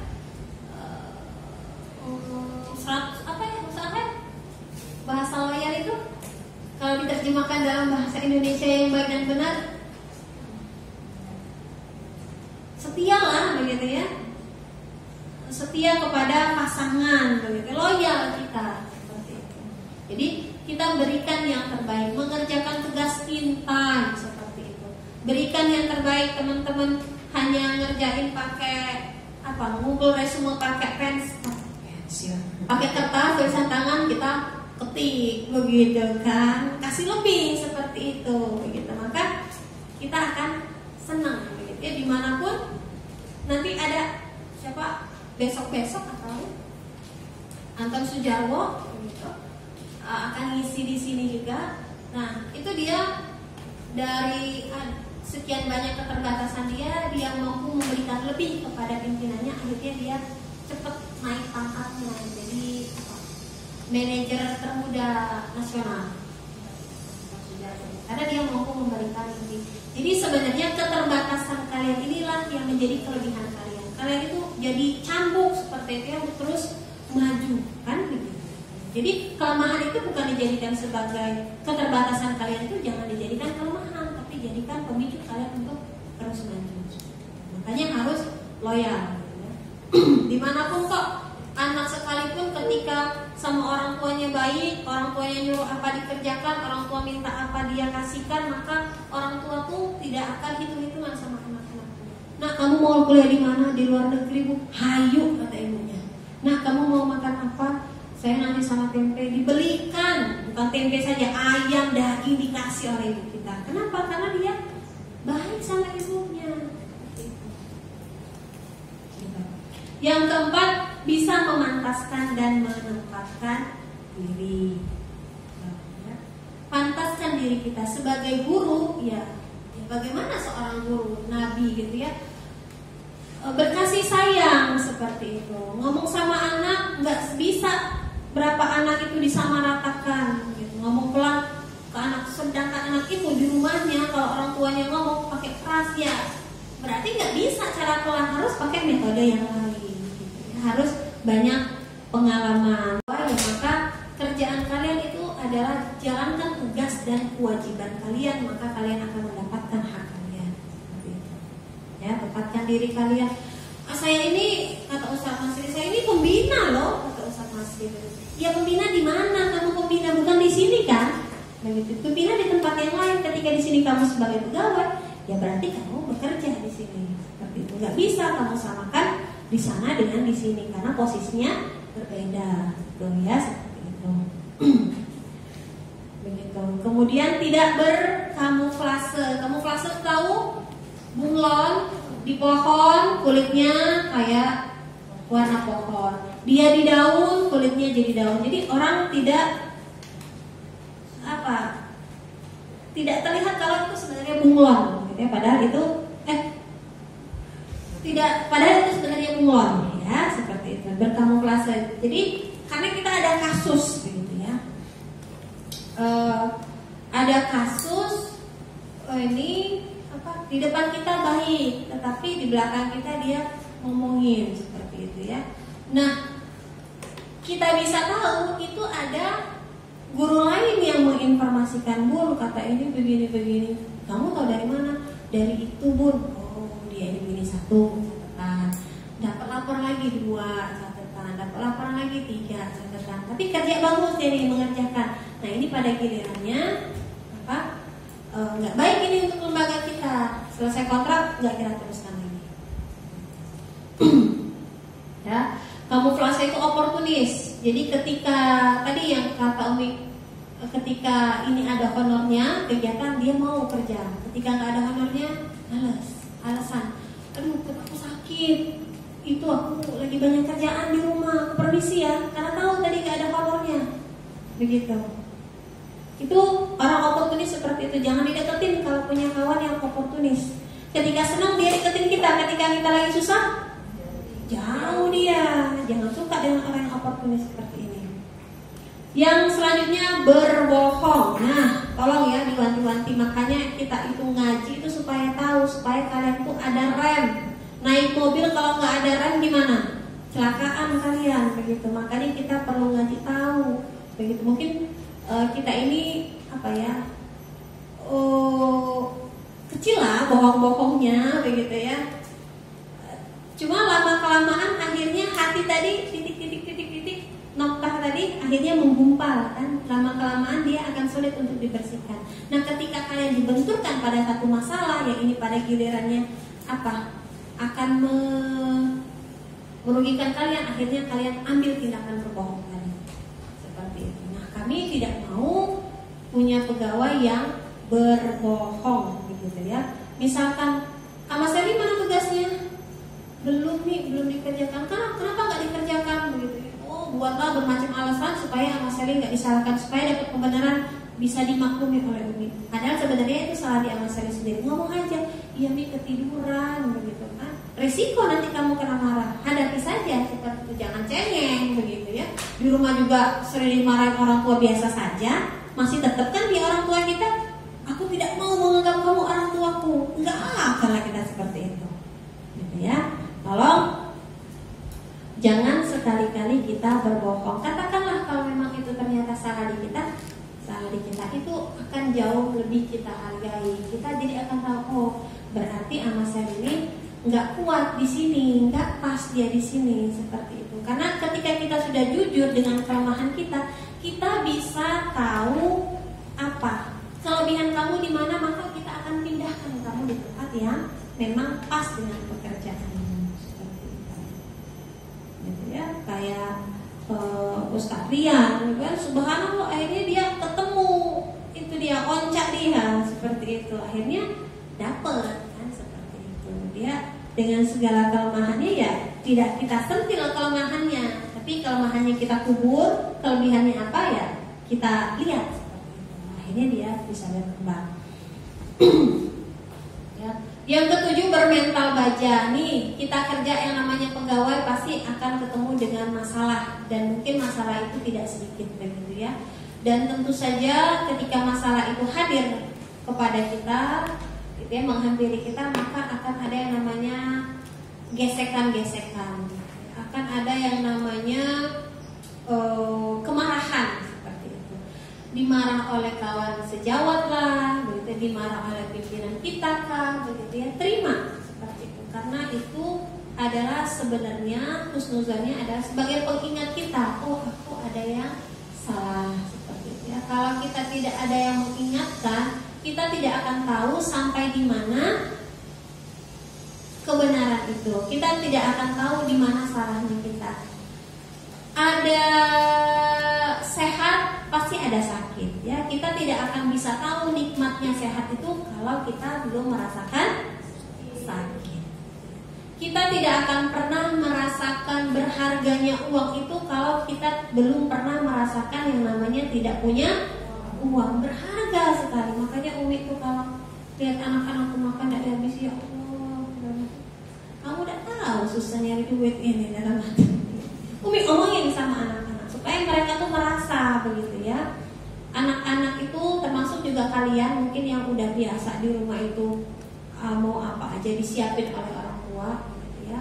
Ini pembelajaran ketika kamu bekerja di sini, nggak ada yang namanya kamu tuh ditepuk-tepuk gitu ya, disayang-sayang, nggak ada. Semuanya harus dikerjakan sendiri.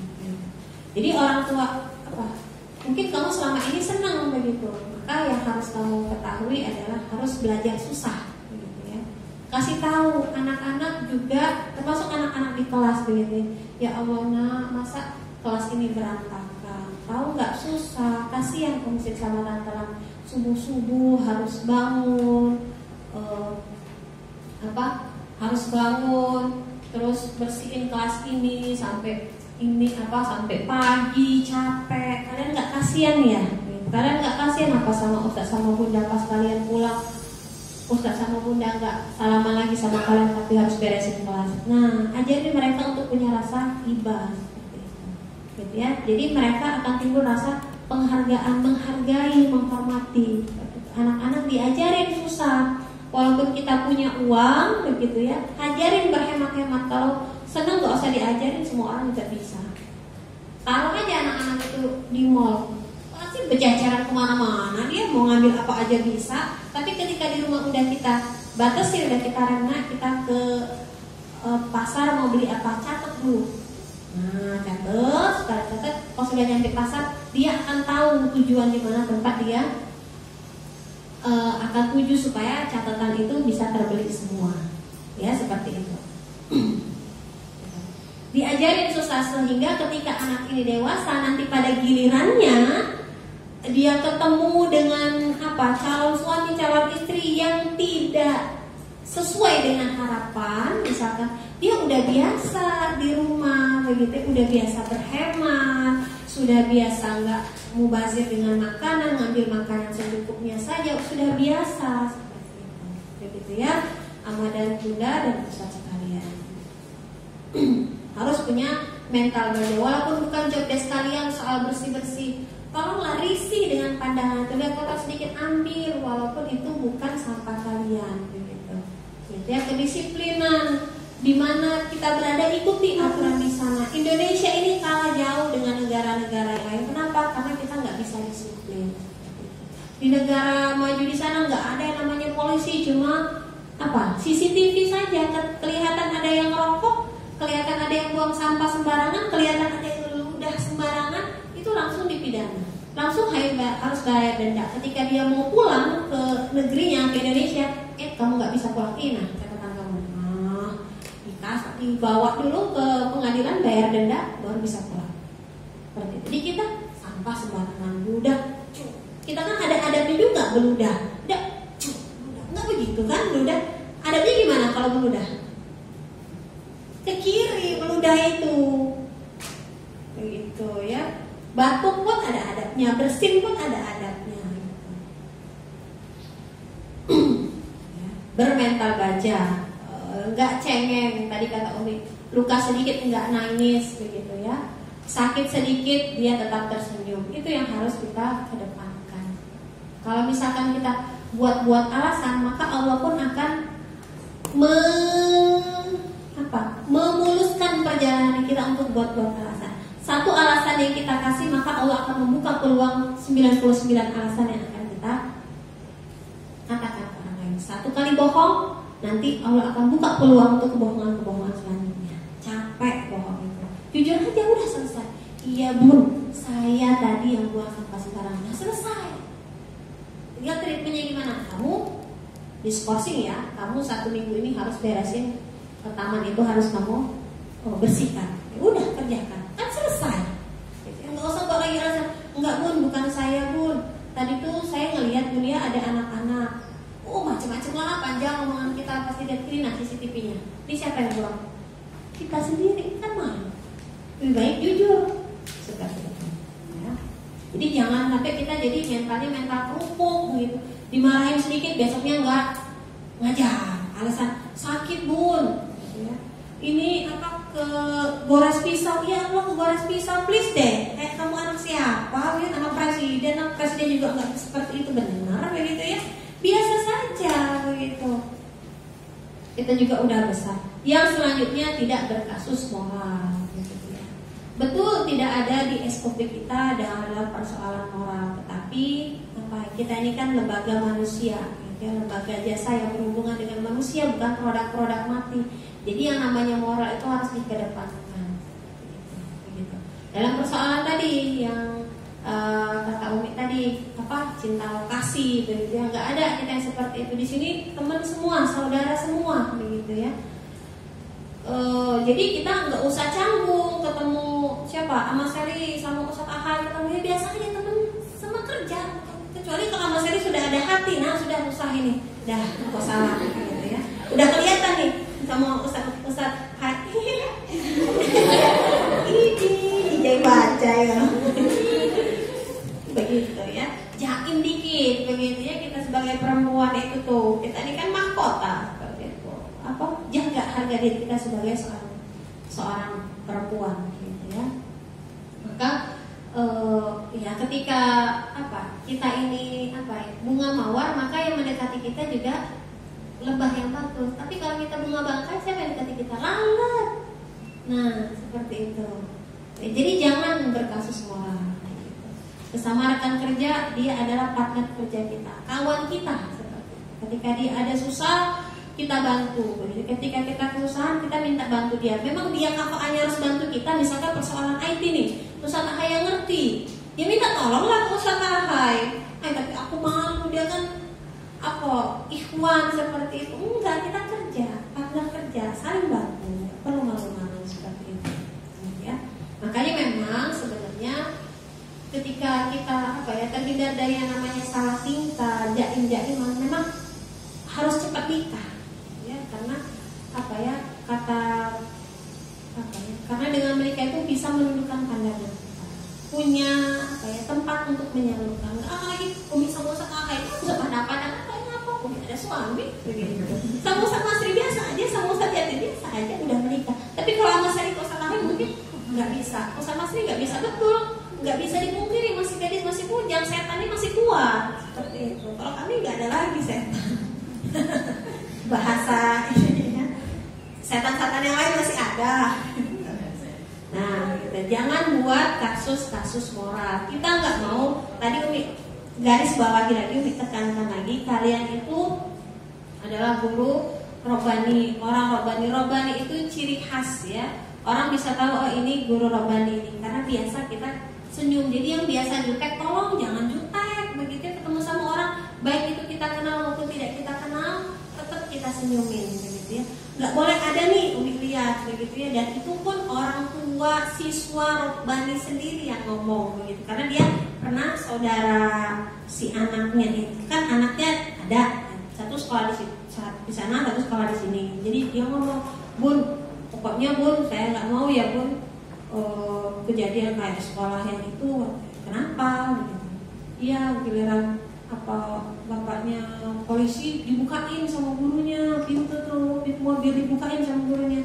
Ketika bapaknya jualan, didiemin aja Bun. Oh begitu. Gitu ya, sama saja semua. Anak itu nggak minta kok dia pengen jadi bapaknya tukang jualan. Enggak, dia nggak minta.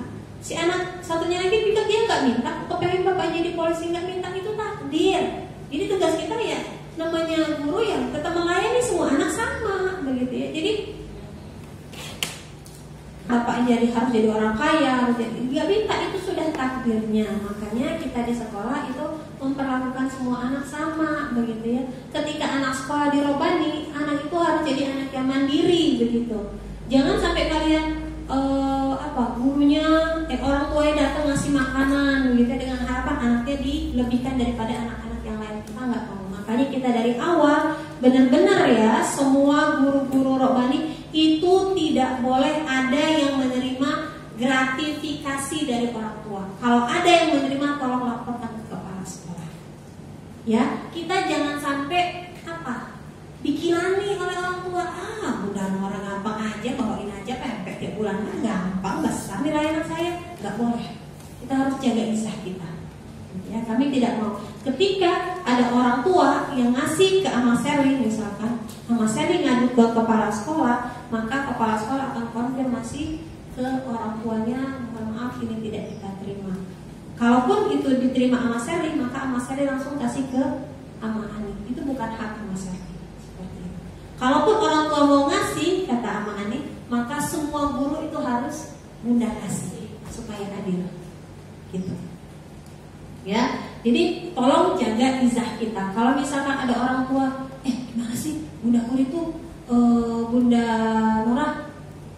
Iya, nggak usah. Iya, bunda Kur itu begini-begini loh Bu, gitu ya. Ya Allah, gitu ya, kecil sekali mental kita. Harus jaga izah kita. Di mana kita berada, jaga lembaga tempat kita makan. Nggak mungkin kalian meludah di tempat piring yang di situ kalian makan. Jijik nggak? Jijik, maka jangan diludahin makanan itu.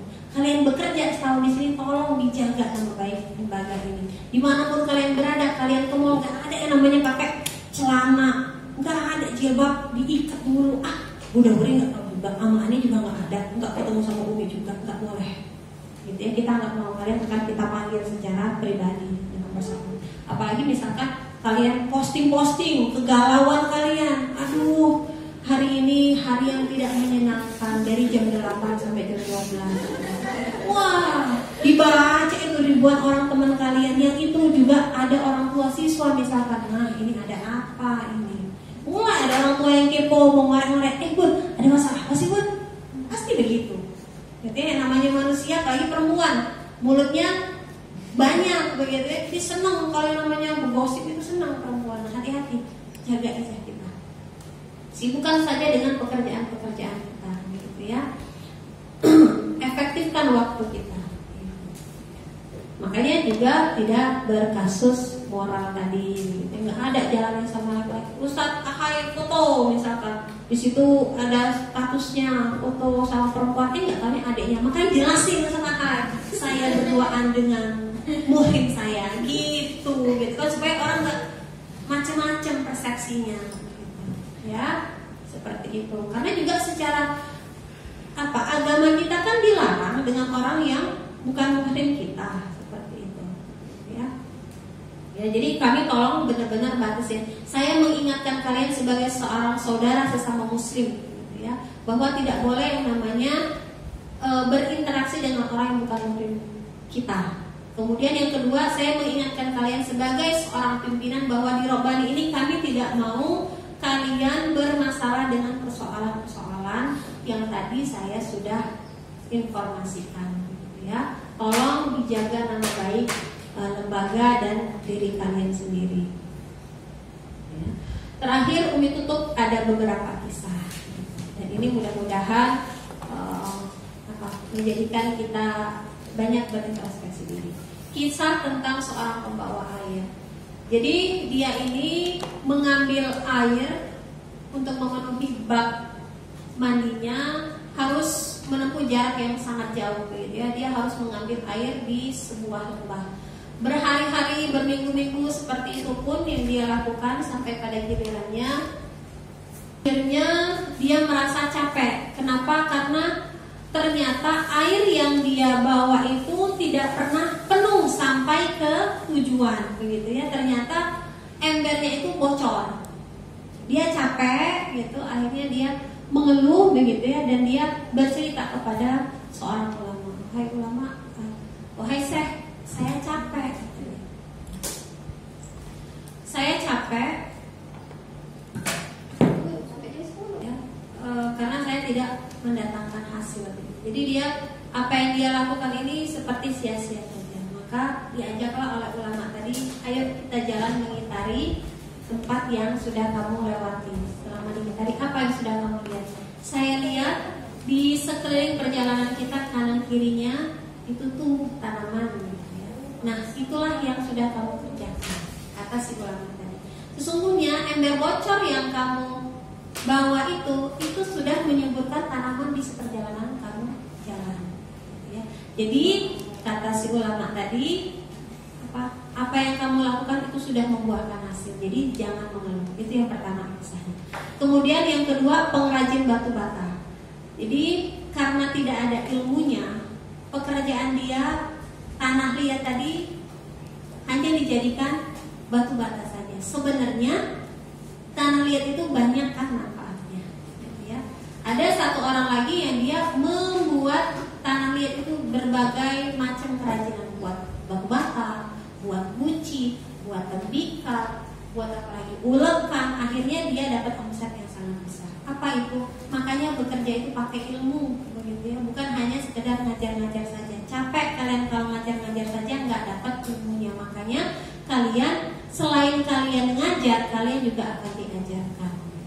Kalian akan dibina. Yang ketiga adalah Jack Ma. Kisah ini bukan Jack Ma langsung, tapi pegawai Jack Ma, gitu ya. Jadi si pegawainya ini seorang admin, gitu ya. Dia ini bertahun-tahun bekerja sama Jack Ma ini nggak pernah digaji. Jadi dia sebagai seorang manusia dia komplainlah kepada pimpinannya, kepada si Jack Ma. Tahu Jack Ma yang punya perusahaan Alibaba, orang terkaya di dunia, Cina, ya. Jadi kata si Jack Ma ini, kamu bersabarlah. Nanti kalau perusahaan ini besar, semua gajimu yang berapa tahun itu akan saya bayarkan. Ya. Apa yang dilakukan oleh si admin ini? Berhenti atau bertahan? Dari ini bertahan, gitu ya. Dan benar-benar apa yang diomongkan oleh Jack Ma itu benar-benar jadi. Akhirnya berapa tahun dia mengabdi selama tidak digaji, dibayarkan oleh Jack Ma semua. Dan dia jadi orang kaya sih, ya, berkat dari kesabaran dan berkat dari mimpi besar. Makanya sama bunda dan ustaz sekalian, ngajar di sini jangan hanya ngajar kok, punya mimpi harus. Aku nanti ke depan harus punya sekolah, aku nanti ke depan harus jadi guru yang profesional. Belajarlah di sini, begitu ya. Karena nanti pada gilirannya kalianlah yang akan meneruskan estafet perjuangan mencerdaskan anak bangsa ini, ya. Kalian akan melanglang buana mana saja, begitu kalian akan diundang menjadi pembicara di sini, gimana kalian mengabdi, tetap ngajar di sini. Kenapa? Karena ini adalah bangku loncatan kalian. Jangan kalian bodoh seperti siapa yang apa? Nah, jadi karena itu tadi ya, ya, jadi polisi. Ketika udah baru kenal, dia berhenti jadi polisinya. Ketika udah nggak kenal lagi, jadi apa dia? Nggak jadi apa-apa. Jadi jangan berhenti di tempat lembaga yang membesarkan kalian.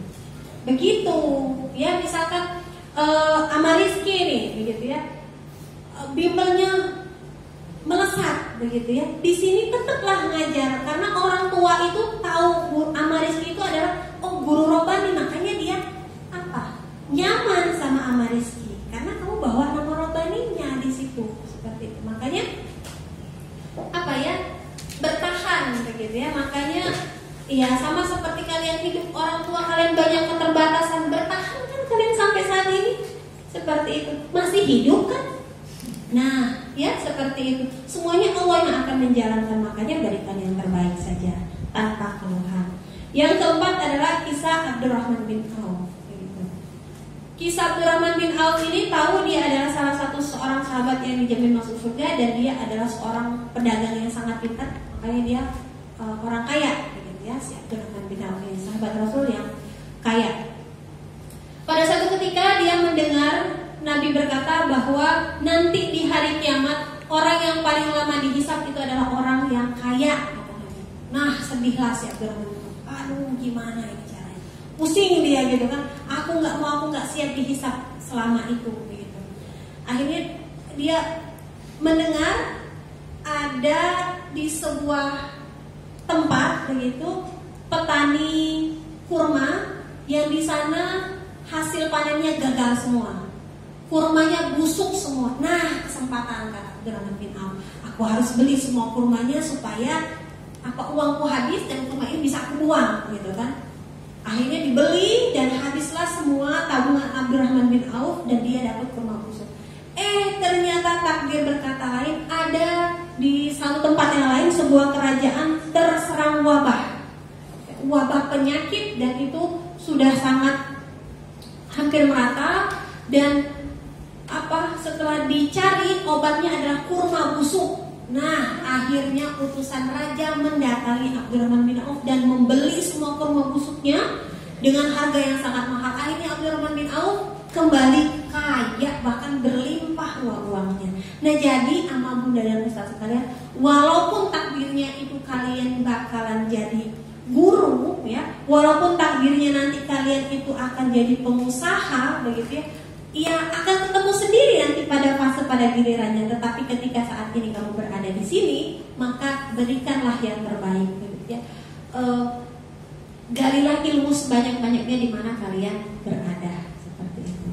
Karena dimanapun perjalanan hidup kita nggak tahu takdir kita. Apa yang di depan mata kita jalani saja. Kita nggak tahu masa depan kita, betul?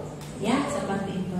Itu saja insya Allah yang bisa Umi sampaikan. Mohon maaf atas segala kekurangan dan kelebihan waktunya. Akhiri billahi taufiq wal hidayah. Wassalamualaikum warahmatullahi wabarakatuh.